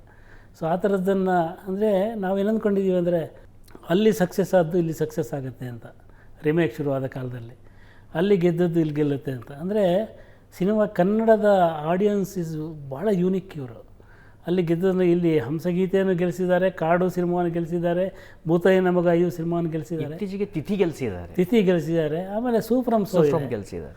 ಆಮೇಲೆ ಒಲವಾರ ಅಂತ ಒಂದು ಸಿನಿಮಾ ಎಷ್ಟು ಚೆನ್ನಾಗಿತ್ತು ನೋಡಿ. ಅದನ್ನು ಮೊದಲು ಗೆಲ್ಲಿಸಲಿಲ್ಲ, ಬಟ್ ಆಮೇಲೆ ಜನ ಬಂದರು. ಬಟ್ ಅವನಿಗೆ ಆ ಸಿನಿಮಾವನ್ನು ಸಸ್ಟೈನ್ ಮಾಡೋಕ್ಕೆ ಶಕ್ತಿ ಇರಲ್ಲ. ಅಂಥ ಸಿನಿಮಾಗಳನ್ನ ಮಾಡಿದವರಿಗೆ ಇವತ್ತಿನ ಒಟ್ಟು ವ್ಯವಸ್ಥೆಯಲ್ಲಿ ಅದನ್ನು ಸಸ್ಟೈನ್ ಮಾಡೋಕ್ಕೆ ಶಕ್ತಿ ಇರಲ್ಲ. ಅದು ನನಗೆ ಒಂದೊಂದು ಸರಿ ಅನಿಸ್ತಾ ಇರುತ್ತೆ, ಕೆಲವು ಪ್ರೊಡ್ಯೂಸರ್ಗಳು 80 ಕೋಟಿ 100 ಕೋಟಿಯನ್ನು ಅದು ಯಾವ ನಂಬಿಕೆ ಇಟ್ಟುಕೊಂಡು ಯಾವ ಕಥೆಯನ್ನು ಕೇಳಿ ಕೆಲವೊಬ್ಬರ ಮೇಲೆ ಹಾಕ್ತಾರೋ ಅಂತ ಗೊತ್ತಿಲ್ಲ. ಎಷ್ಟೋ ಸರಿ ಅದೇ ನಿರ್ಮಾಪಕರು ಏನಾದರೂ 1 ಕೋಟಿ 2 ಕೋಟಿದು ಒಂದು 10-15 ಸಿನಿಮಾಗಳನ್ನ ಮಾಡಿದರೆ ಅದರಲ್ಲಿ ಒಂದು 4-5 ಸಿನಿಮಾ ಚೆನ್ನಾಗಿದೆ, ದುಡ್ಡು ಹಾಕಿದ ದುಡ್ಡು ವಾಪಸ್ ಬರ್ತಾ ಇದೆ, ಆದರೂ ಕೂಡ ಭವಿಷ್ಯ ಬೆಳೀತಾ ಹೋಗುತ್ತೆ. ಅದ್ರ ಕಡೆ ಯಾರೂ ಗಮನಿಸ್ತಾ ಇಲ್ವಾ ಅಂತ. ನೀವು ಇದು ಹೇಳಬೇಕು ಒಂದು ತಮಾಷೆಯಾಗಿ ನನ್ನ ಗೆಳೆಯ ಹೇಳ್ತಾ ಇರ್ತಾನೆ, 400 ಕೋಟಿ ಅಂತ ಹೇಳ್ತಾರೆ ಒಂದು ಸಿನಿಮಾಕ್ಕೆ ಅಂತ. ಆ ಸಿನಿಮಾ ಸುಮಾರು 120 ನಿಮಿಷ ಇರುತ್ತೆ. 120 ನಿಮಿಷ ಇಂಟು 12 4 ಅಂದರೆ 1 ನಿಮಿಷಕ್ಕೆ 3 ಕೋಟಿ ಖರ್ಚು ಮಾಡ್ತಾನೆ. 1 ನಿಮಿಷಕ್ಕೆ 3 ಕೋಟಿ ಖರ್ಚು ಮಾಡುವಂಥದ್ದು ಏನಿರುತ್ತೆ ಸಿನಿಮಾದಲ್ಲಿ ಅಂತ ಅವನಿಗೆ ಆಶ್ಚರ್ಯ, ಒಂದು ಎವರೇಜ್ ನೋಡಿದ್ರೆ. ಸೊ ಹೀಗಾಗಿ ಈ ಸಿನಿಮಾಕ್ಕೆ ಮಾಡುವಂಥ ಖರ್ಚು ಆ ಸಿನಿಮಾಗೆ ಬೇಕಾದ ಖರ್ಚು ಆಗಿರಲ್ಲ. ಅದೇನಾಗಿರುತ್ತೆ ಅಂದರೆ ಒಂದು ರೀತಿಯಲ್ಲಿ ಇಲ್ಲಿಯ ಸ್ಟಾರ್ ನಟ ಅಲ್ಲಿಯ ಸ್ಟಾರ್ ನಟನ ಜೊತೆ ಹೋಲಿಕೆ ಮಾಡಿಕೊಂಡು ನನ್ನ ಪಾನ್ ಇಂಡಿಯಾ ಸಿನಿಮಾ ಆಗುತ್ತೆ, ಅದರಿಂದ ಇಷ್ಟು ಬಜೆಟ್ಟು ಮಾಡಿ, ಇಷ್ಟು ಖರ್ಚು ಮಾಡಿ, ಇಷ್ಟು ಅದ್ದೂರಿಯಾಗಿ ಮಾಡಿ, ಅಲ್ಲಿ ಇಷ್ಟು ದುಡ್ಡು ಬರುತ್ತೆ, ಈ ಥರ ಲೆಕ್ಕಾಚಾರಗಳನ್ನೇ ಹಾಕ್ಕೊಂಡು ಕೂತಿರ್ತಾರೆ. ಈ ಕತೆಗೆ ಎಷ್ಟು ಬೇಕು ಅಂತ ಕೇಳೋಕ್ಕೋಗಲ್ಲ. ಅದನ್ನು ಬಹಳ ಸೊಗಸಾಗಿ ಮಾಡುವ ಒಬ್ಬ ನಿರ್ದೇಶಕ ಇಲ್ಲಿದ್ದರೆ ಅದು ರಾಜ್ ಬಿ ಶೆಟ್ಟಿ. ಅವರೊಂದು ಪೈಸೆ ಜಾಸ್ತಿ ಖರ್ಚು ಮಾಡಲ್ಲ. ರಿಷಬ್ ಶೆಟ್ಟಿ ಅವರು ಕಾಂತಾರ 2ನಲ್ಲಿ ಸ್ವಲ್ಪ ಜಾಸ್ತಿ ಖರ್ಚು ಮಾಡಿದ್ರು ನಂಗೆ ಅನ್ನಿಸ್ತು. ಬಟ್ ಅಲ್ಲಿ ತನಕ ಅವರು ಸರ್ಕಾರಿ ಹಿರಿಯ ಪ್ರಾಥಮಿಕ ಶಾಲೆ ಇರ್ಬೋದು, ಕಿರಿಕ್ ಪಾರ್ಟಿ ಇರ್ಬೋದು, ಅಥವಾ ಕಾಂತಾರ 1 ಇರ್ಬೋದು, ಎಲ್ಲ ಅದರಲ್ಲಿ ಎಷ್ಟು ಒಂದು ಕಡಿಮೆ ಎಷ್ಟು ಬೇಕೋ ಅಷ್ಟೇ ಖರ್ಚು ಮಾಡಿಕೊಂಡು, ಅಂದರೆ ಒಂದು ಸಂಯಮದಲ್ಲಿ ಖರ್ಚು ಮಾಡೋದಿದೆಯಲ್ಲ, ಅದು ಕೂಡ ಒಬ್ಬ ನಿರ್ದೇಶಕನ ಕ್ರಿಯೇಟಿವಿಟಿ ಅಂತ ಹೇಳೋದು ನಾನು. ಸೊ ಅದನ್ನೆಲ್ಲ ಬಿಟ್ಟು ನೀವು ತುಂಬ ಖರ್ಚು ಮಾಡಿ ದುಡ್ಡು ಬರಲಿಲ್ಲ ಅಂತ ಅಳೋದಿಲ್ಲ, ಅರ್ಥನೇ ಇಲ್ಲ. We should know our limits. ಈ ಪ್ರತಿಷ್ಠೆಕ್ಕಿಂತ ಹೋಗೋಕ್ಕಿಂತ ಹೆಚ್ಚಾಗಿ ಅದರದ್ದು ಒಂದು ಅದು ಏನು ಕೇಳುತ್ತೆ ಅದನ್ನು ಕೊಡ್ತಾ ಹೋದರೆ ಸಾಕಷ್ಟು ಸಮಸ್ಯೆಗಳು ಸಿನಿಮಾದಲ್ಲೂ ಬಗೆಹರಿಯುತ್ತೆ ಅಂತ ಅನಿಸುತ್ತೆ. ಈಗ ಜೊತೆಗೆ ನೀವು ಒಬ್ಬ ಸಿನಿಮಾ ಪತ್ರಕರ್ತರಾಗಿ, ಸಿನಿಮಾ ಅಭಿಮಾನಿಯಾಗಿ ಇಷ್ಟೊತ್ತವರೆಗೂ ಸಾಕಷ್ಟು ವಿಚಾರಗಳನ್ನ ಹೇಳಿದ್ರಿ. ಈಗ ಮತ್ತೊಂದು ಹ್ಯಾಟನ್ನು ತೊಟ್ಟಿದ್ದೀರಿ, ಅತ್ಯಂತ ಜವಾಬ್ದಾರಿ ಇರುವಂಥದ್ದು, ಕನ್ನಡಪ್ರಭದ ಸಂಪಾದಕರಾಗಿರುವಂಥದ್ದು. ಈಗ ಡಿಜಿಟಲಲ್ಲಿ ನಮಗೆ ಅನ್ನಿಸ್ತಾ ಇರುತ್ತೆ ಏನಂದರೆ ಎಷ್ಟು ಕಾಂಪಿಟೇಷನ್ ಇದೆ, ಯಾವ ಥರ ಸುದ್ದಿಗಳನ್ನು ಹಾಕಬೇಕು, ಹೇಗೆ ಹಾಕಬೇಕು. ಈಗ ಮೊನ್ನೆ ಒಂದು ಸ್ಟಡಿಯನ್ನು ಓದ್ತಾ ಇದ್ದೆ, ನ್ಯೂಸ್ ಕನ್ಸಂಪ್ಷನ್ ಟೈಮ್ ಏನಿದೆ it has reduce to 30 seconds. ಇನ್ಸ್ಟಾಗ್ರಾಮಲ್ಲೂ ಕೂಡ 1 ನಿಮಿಷದ ರೀಲ್ಸನ್ನು ನೋಡೋಂಥವ್ರ ಸಂಖ್ಯೆ ಕಡಿಮೆಯಾಗಿ 30 ಸೆಕೆಂಡ್ ರೀಲ್ಸಿಗೆ ಬಂದಿದೆ. ಇವನ್ ಇನ್ಸ್ಟಾಗ್ರಾಮು ಕೂಡ ನೀವು ಸಜೆಸ್ಟ್ ಮಾಡುತ್ತೆ 30 ಸೆಕೆಂಡಲ್ಲಿ ಸುದ್ದಿಯನ್ನು ಕೊಡಿ, ಅಥವಾ ಏನೇ ಹಾಕಿದ್ರು 30 ಸೆಕೆಂಡಲ್ಲಿ ಹೇಳೋ ಥರ ಇರಲಿ ಅಂಥೇಳಿ. ಅಲ್ಲಿಂದ ನಾವು ಇಲ್ಲೊಂದು ಪಾಡ್ಕಾಸ್ಟ್ ಇದೆ, ಅಂದರೆ ಬೇರೆ ಬೇರೆ ಕೆಡರ್ಗೆ ಏನು ಬೇಕೋ ಅದನ್ನು ಕೊಡುವಂಥ ಪ್ರಯತ್ನ ಡಿಜಿಟಲಲ್ಲಿ ನಡೀತಾ ಇರುತ್ತೆ, ಪ್ರತಿ ಕ್ಷಣದ ಪ್ರಕ್ರಿಯೆ. ಆದರೆ ಸುದ್ದಿ ಪತ್ರಿಕೆ ಅಂತ ಬಂದಾಗ ಇರುವಂಥ ಚಾಲೆಂಜಸ್ಗಳು ಯಾವ ರೀತಿಯಾದಂಥ ಇಮ್ಮಿಡಿಯೇಟ್ ಚಾಲೆಂಜಸ್ಗಳು ಸಸ್ಟೈನಬಿಲಿಟಿ ವಿಚಾರದಲ್ಲಿ ನೋಡಿದಾಗ ನಿಮ್ಗೆ ಅನಿಸುತ್ತೆ? ಒಂದು ಪತ್ರಿಕೆಯ ಸಂಪಾದಕ ಆದ ತಕ್ಷಣ ದೊಡ್ಡ ಗಾಬರಿ ಆಗೋದೇನೆಂದರೆ ನಾನು ಮುಂದೆ ಯಾರು ಓದುಗ ಇದ್ದಾನೆ ಅಂತ ಗೊತ್ತಿರಲ್ಲ. ಮೊದಲಾದರೆ ಓದುಗರು ಪತ್ರಗಳನ್ನು ಬರಿತಾಯಿದ್ರು, ಅಥವಾ ಏನೋ ತಪ್ಪಾಗಿದ್ದರೆ ಅವ್ರು ಹೇಳ್ತಾಯಿದ್ರು. ಇವತ್ತು ಆ ಕಡೆಯಿಂದ ಸದ್ದಿರಲ್ಲ, ಆ ಕಡೆಯಿಂದ ಯಾರಿಗೆ ಸುದ್ದಿ ಬೇಕೋ ಅವ್ರು ಮಾತಾಡ್ತಾರೆ, ಓದುಗ ಮಾತಾಡಲ್ಲ. ಓದುಗ ಬಹಳ ಕಡಿಮೆ. ನಿನ್ನೆ ಒಂದು ಪತ್ರ ಬರೆದಿದ್ರು ಒಬ್ಬರು 86 ವರ್ಷದವರು, ನಿಮ್ಮ ಪತ್ರಿಕೆಯಲ್ಲಿ ನನಗೆ ಒಂದು ಅಂಕಣ ಬರೀಲಿಕ್ಕೆ ಅವಕಾಶ ಕೊಡಿ, ನನಗೆ 86 ವರ್ಷ, ನಾನು 60 ವರ್ಷಗಳಿಂದ ನಿಮ್ಮ ಪತ್ರಿಕೆನೇ ಓದ್ತಾ ಇದ್ದೀನಿ ಅಂತ. ಅಂದರೆ ಅವರಿಗೆ 26 ವರ್ಷ ಇದ್ದಾಗ ಶುರು ಮಾಡಿದ್ದಾರೆ ಅವರು, ಅಲ್ಲಿಂದ ಓದ್ಕೊಂಬಂದಿದ್ದಾರೆ. ಈ 60 ವರ್ಷಗಳ ನಿಯತ್ತು ಇದೆಯಲ್ಲ, ಅದು ಪತ್ರಿಕೆಯನ್ನು ಕಾಪಾಡ್ತಾ ಬಂದಿದೆ ಇವತ್ತಿಗೂ ಕೂಡ. ಇವತ್ತು ಬಹಳ ಮನೆಗಳಿಗೆ ನಾನು ಹೋದಾಗ ನೋಡ್ತೀನಿ, ಆ ಮನೆಯಲ್ಲಿ ಹಿರಿಯ ಇರೋ ತನಕ ಪತ್ರಿಕೆ ಬರುತ್ತೆ. ಮುಂದಿನ ತಲೆಮಾರು ಬಂದಾಗ ಬೇಡ ಅಂತ, ಅಂದರೆ ನಾವು ಮನೇಲೇ ಇರಲ್ಲ, ಅಥವಾ ಮನೆಯಲ್ಲಿ ಈ ಹಳ್ಳಿಗಳು ವೃದ್ಧಾಶ್ರಮ ಆಗ್ತಿದ್ದಾವೆ ಅಂತ ಹೇಳಿದಾವಲ್ಲ, ಅಲ್ಲಿ ಹಳ್ಳಿಗಳಲ್ಲಿ ಪತ್ರಿಕೆ ಹೋಗುತ್ತೆ. ಅವ್ರು ಸಿಟಿಗೆ ಬರ್ತಾರಲ್ಲ, ಸಿಟಿಗೆ ಬಂದಾಗ ಪತ್ರಿಕೆ ಬರಲ್ಲ. ಹೀಗೆ ನಮ್ಮ ಓದುಗ ಯಾರು ಅಂತ ಗೊತ್ತಿಲ್ಲದಿರೋದು ಬಹಳ ದೊಡ್ಡ ಶಾಕಿಂಗ್.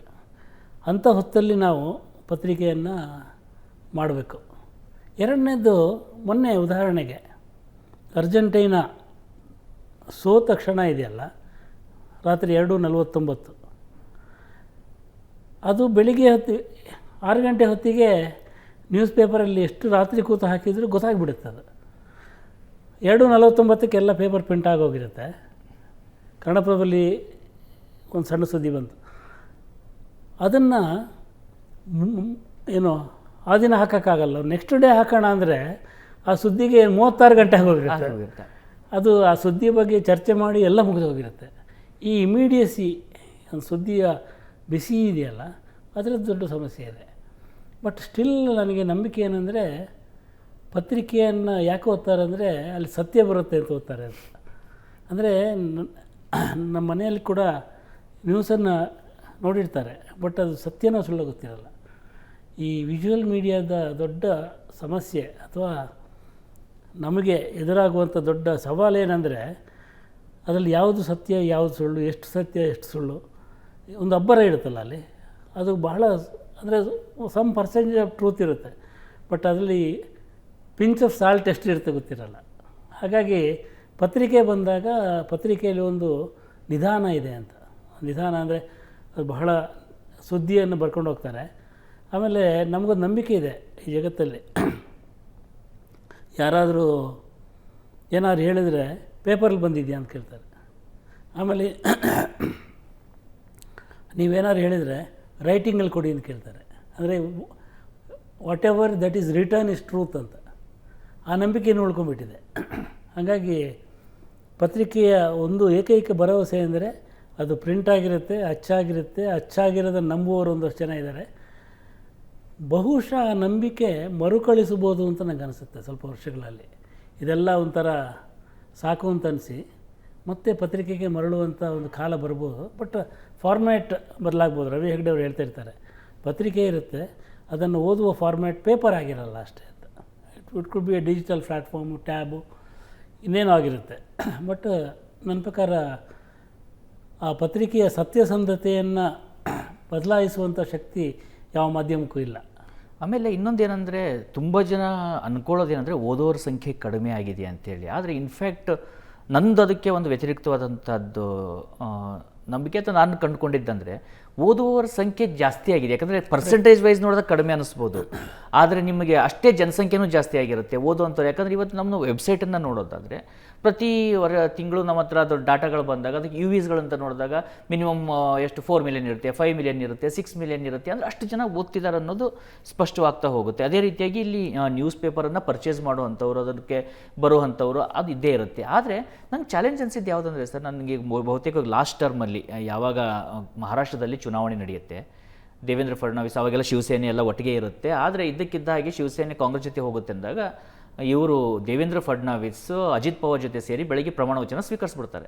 ಅದೆಲ್ಲ ಪೇಪರಲ್ಲಿ ಬರುತ್ತೆ. ಮಹಾರಾಷ್ಟ್ರದ ನೂತನ ಮುಖ್ಯಮಂತ್ರಿ ಯಾವುದು ದೇವೇಂದ್ರ ಫಡ್ನವೀಸ್, ಉಪಮುಖ್ಯಮಂತ್ರಿ ಅಜಿತ್ ಪವಾರ್ ಅಂತ. ಆದರೆ ಪೇಪರ್ ಪ್ರಿಂಟಾಗಿ ಬೆಳಗ್ಗೆ ಬರೋ ಜೊತೆಗೆ ಸಿನಾರಿಯೋ ಚೇಂಜ್ ಆಗಿರುತ್ತೆ, ಉಲ್ಟಾ ಆಗಿ ಹೋಗಿರುತ್ತೆ.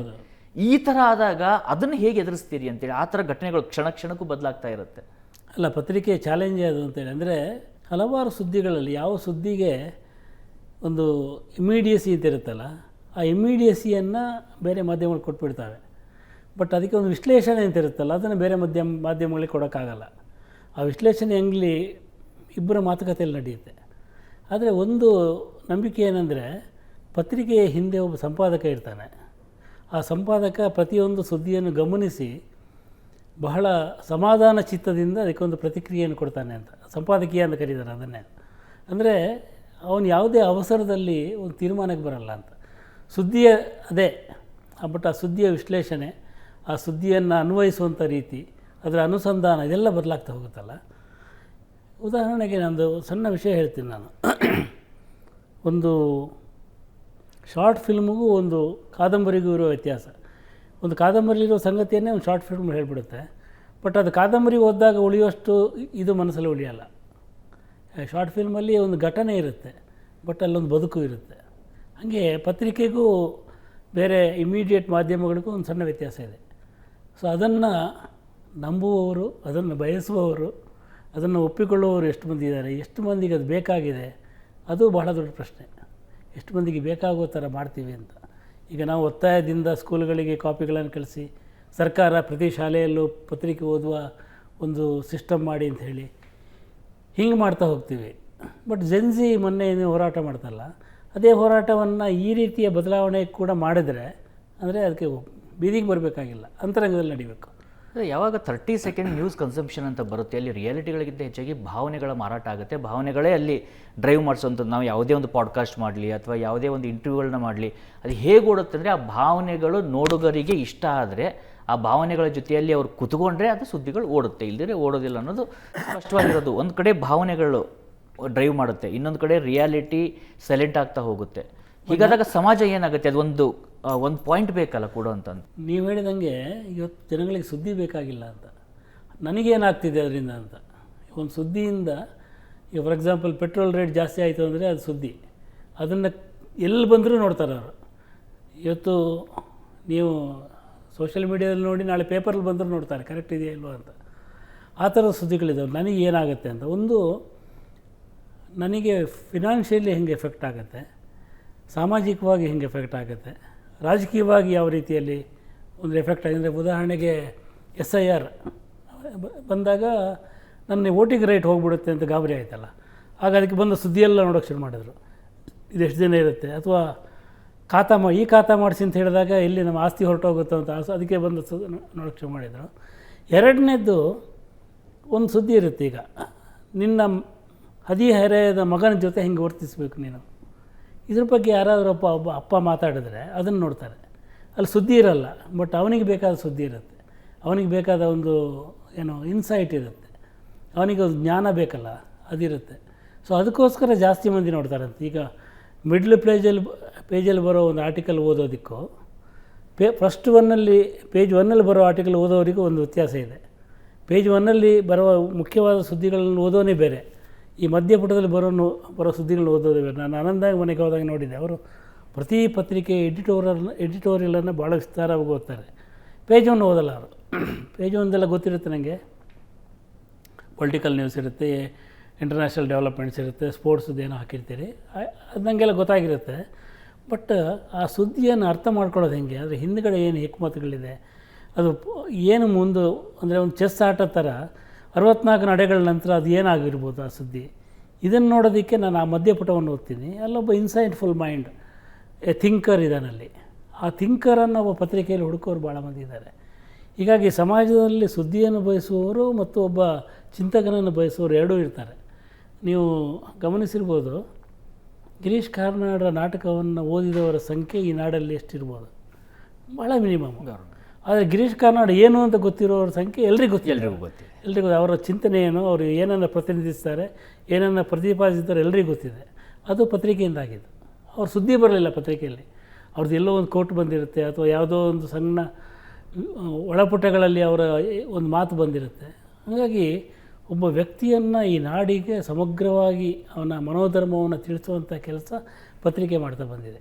ಈಗ ನಾನು ನಮ್ಮ ತಂಡದ ಜೊತೆಯಲ್ಲಿ ಮಾತನಾಡುವಾಗ ಸಾಕಷ್ಟು ಸರಿ ಹೇಳ್ತಿರ್ತೀನಿ, ಸುದ್ದಿಯನ್ನು ಬರೀ ಸುದ್ದಿ ಥರ ಬರೆದ್ರೆ ಅಥವಾ ಹಿಂಗಿದೆ ಅಂತ ಬರೆದ್ರೆ ಓದೋಂಥವ್ರ ಸಂಖ್ಯೆ ಕಡಿಮೆ ಇರುತ್ತೆ. ಅದ್ರ ಬದಲು ಅದಕ್ಕೊಂದು ಆ್ಯಂಗಲ್ ಕೊಡಿ, ಮತ್ತು ಜನರಿಗೆ ಇದರಿಂದ ಏನು ಉಪಯೋಗ ಆಗುತ್ತೆ, ನಾನು ಯಾಕೆ ಇದನ್ನು ಓದಬೇಕು ಅನ್ನೋದು ಅವ್ರಿಗೆ ಅರ್ಥ ಆಗೋ ಥರವಾಗಿ ಬರೀರಿ ಅಂತೇಳಿ. ಆದರೆ ಅದನ್ನೇ ನಾನು ಇನ್ನೊಂದು ಸರಿ ಯೋಚನೆ ಮಾಡಿದಾಗ, ನಾವು ಸಾಮಾನ್ಯವಾಗಿ ಪತ್ರಿಕೋದ್ಯಮದಲ್ಲಿ ಹೇಳೋದಂದರೆ ನ್ಯೂಸ್ ಥರ ಇರಲಿ, ವ್ಯೂಸ್ ಥರ ಇರಲಿ, ವ್ಯೂಸ್ಗೋಸ್ಕರ ಸಂಪಾದಕೀಯ ಇದೆ ಅಂತೇಳಿ. ಆದರೆ ಈ ನ್ಯೂಸ್ ಮತ್ತು ವ್ಯೂಸ್ ಎರಡೂ ಕೂಡ ಮಿಶ್ರಣವಾಗೋಕ್ಕೆ ಶುರುವಾದಾಗ ಅದು ಯಾವ ರೀತಿಯಾಗಿ ತೆಗೆದುಕೊಂಡು ಹೋಗುತ್ತೆ ಅಂತೇಳಿ. ಸ್ಟಾರ್ಟ್ ಆಗಿದ್ದು ಟ್ಯಾಬ್ಲಾಯ್ಡಿಂದ. ಅಗೇನ್ ಟ್ಯಾಬ್ಲಾಯ್ಡ್ ಮತ್ತು ಹಿಂದೂ ಮತ್ತು ಮುಂತಾದ ಪತ್ರಿಕೆಗಳಲ್ಲಿ ಒಂದು ಎಡಿಟ್ ಪೇಜಲ್ಲಿ, ಒಪೆಡ್ ಪೇಜಲ್ಲಿ ಒಂದು ಒಪಿನಿಯನ್ ಬರೆಯೋರು ಪ್ರತಿ ಸುದ್ದಿಗೆ. ಆ ಸುದ್ದಿಗೆ ಗುದ್ದು ಅಂತ, ಅಥವಾ ಸುದ್ದಿಗೊಂದು ಚುಚ್ಚುಮದ್ದು ಅಂತ ಹಿಂಗೆ ಬರೆಯೋದು ಸುದ್ದಿ. ಅಂದರೆ ಉದಾಹರಣೆಗೆ ಪ್ರಧಾನಿ ಬೇರೆ ದೇಶಕ್ಕೆ ಹೋದರು ಅಂತ ಹೇಳೋ ಸುದ್ದಿ, ಅಲ್ಲಿ ಯಾಕೆ ಹೋಗಬೇಕಾಗಿತ್ತು ಅವರು, ಅದ್ರ ಹೋದ್ರಿಂದ ಎಷ್ಟು ಖರ್ಚಾಯಿತು, ಅದರಿಂದ ಹೋಗದೇ ಇದ್ದರೆ ಏನಾಗ್ತಿತ್ತು, ಈ ವಿಶ್ಲೇಷಣೆ ಬರೆಯೋರು.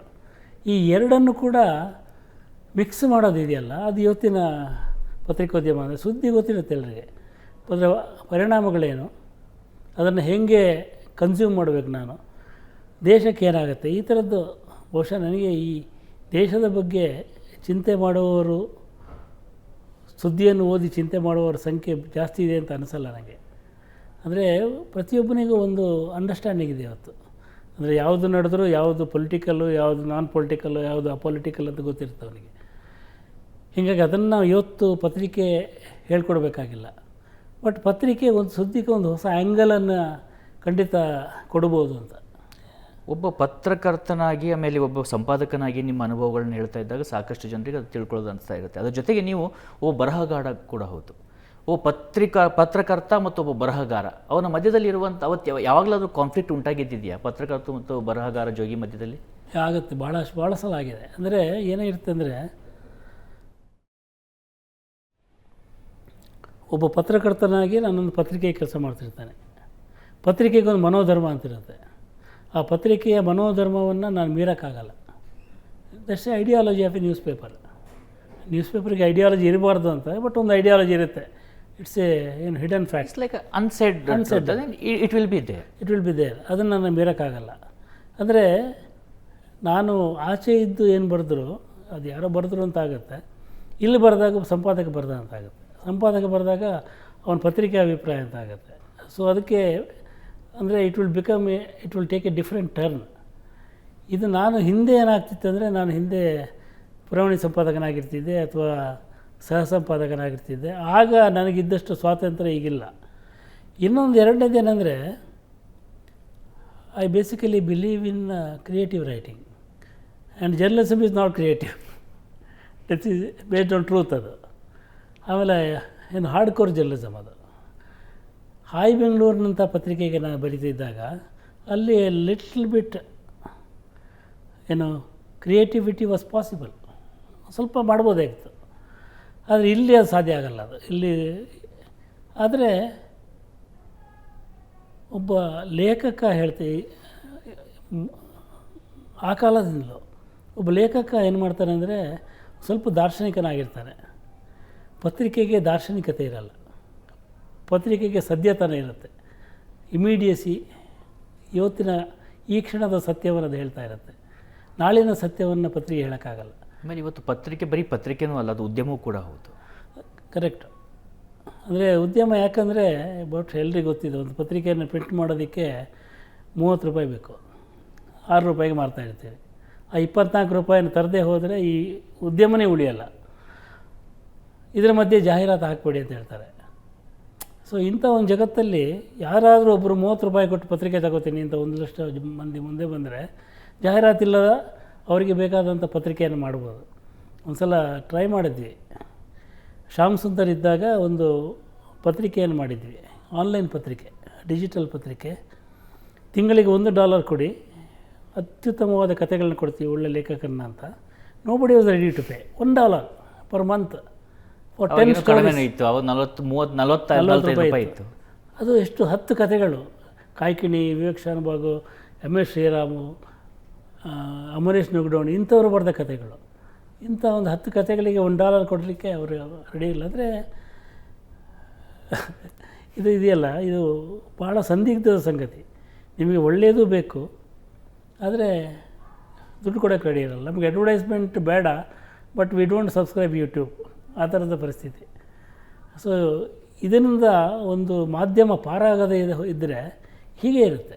ಅದನ್ನು ಪಾರಾಗೋದು ಹೇಗೆ ಅಂದರೆ, ಪಾರಾಗೋದಕ್ಕೆ ಆ ಕಡೆಯಿಂದ ಹಿಂಗೆ ಮುಂಚೆ ನ್ಯಾಷನಲ್ ಜಿಯೋಗ್ರಫಿಕನ್ನು ನೀವು ಸಬ್ಸ್ಕ್ರೈಬ್ ಮಾಡಿದಾಗಲ್ಲ ಅಡ್ವರ್ಟೈಸ್ಮೆಂಟ್ ಬರ್ತಿರಲಿಲ್ಲ.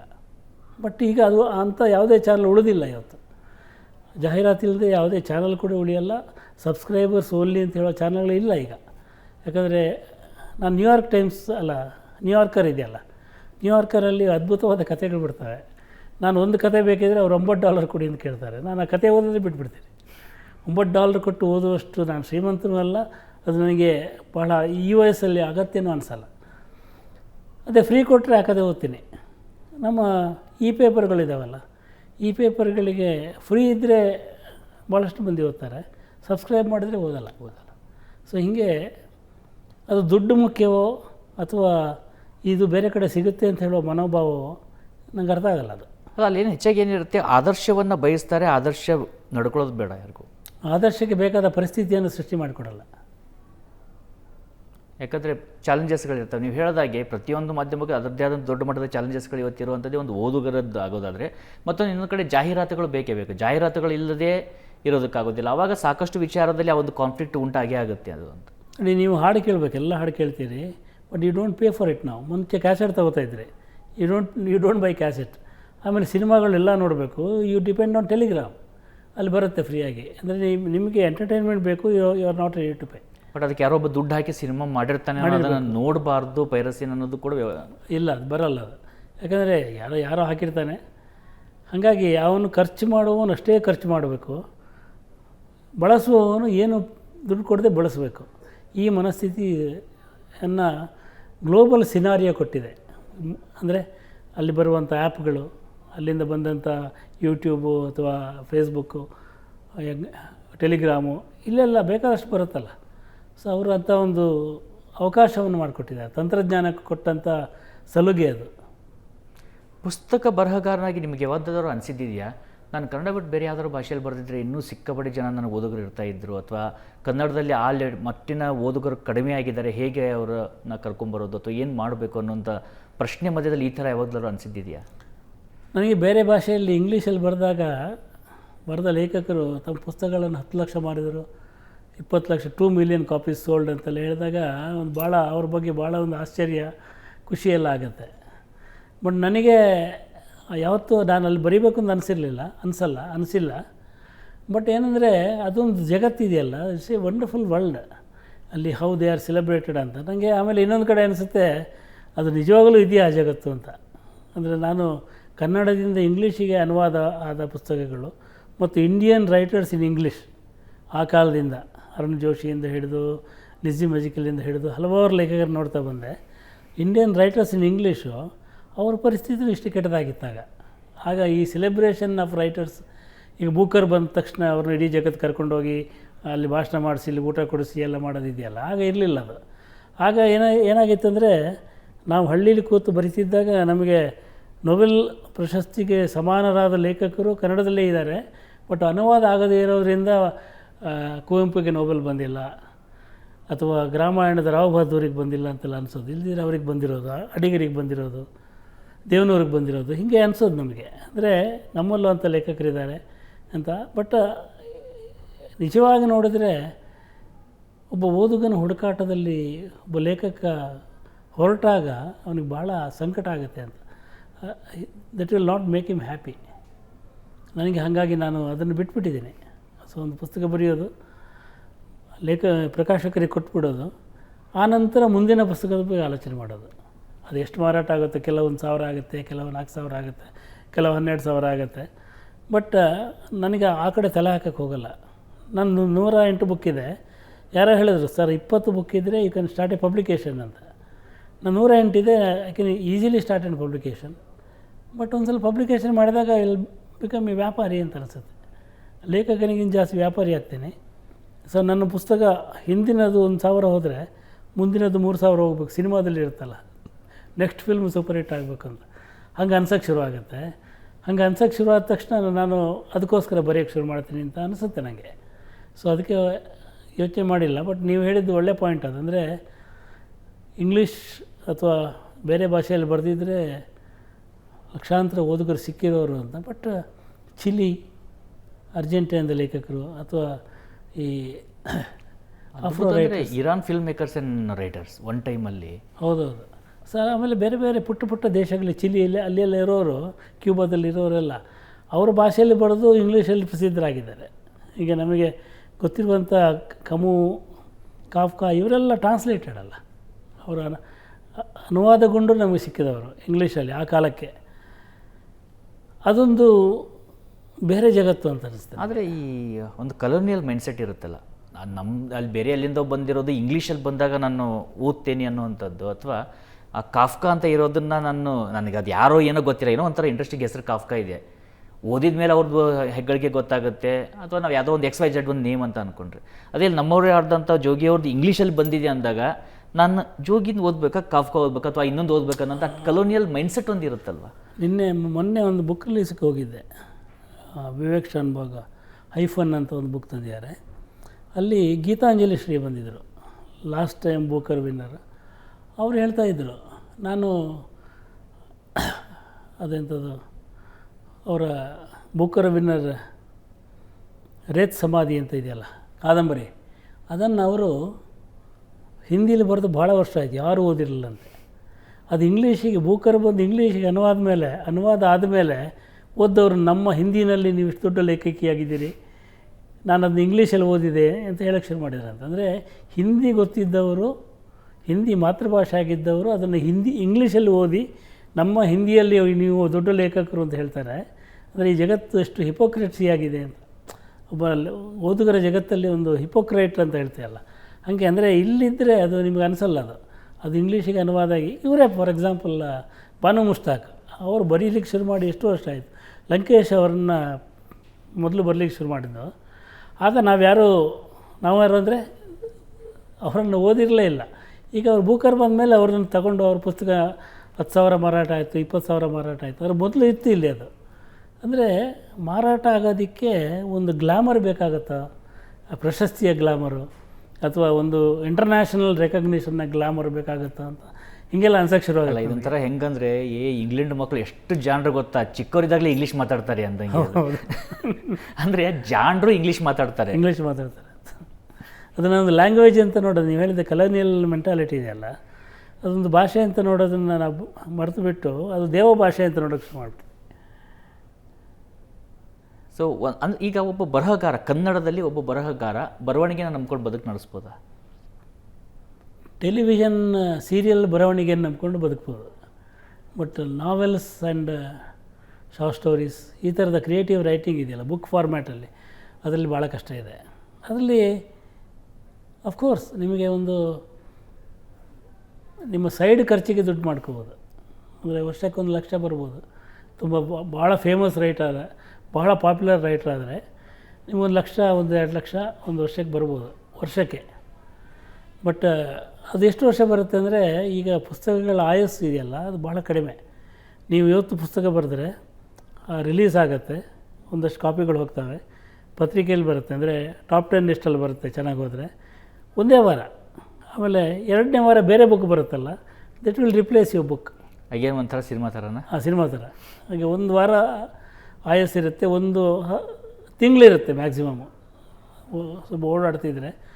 ಆಮೇಲೆ ನೀವು ಯಾವತ್ತಾದರೂ ಅದೃಷ್ಟವಶಾತ್ ಸಾಹಿತ್ಯ ಸಮ್ಮೇಳನ ನಡೆದು ಅದೃಷ್ಟವಶಾತ್ ನಿಮಗೆ ಎದುರುಗಡೆ ಸ್ಟಾಲ್ ಸಿಕ್ಕಿದರೆ, ನಿಮ್ಮ ಅದೃಷ್ಟವಶಾತ್ ನಿಮ್ಮ ಪುಸ್ತಕ ಅಲ್ಲಿದ್ದರೆ ಯಾರೋ ಒಂದು ನಷ್ಟು ಮಂದಿ ತಗೋಬೋದು.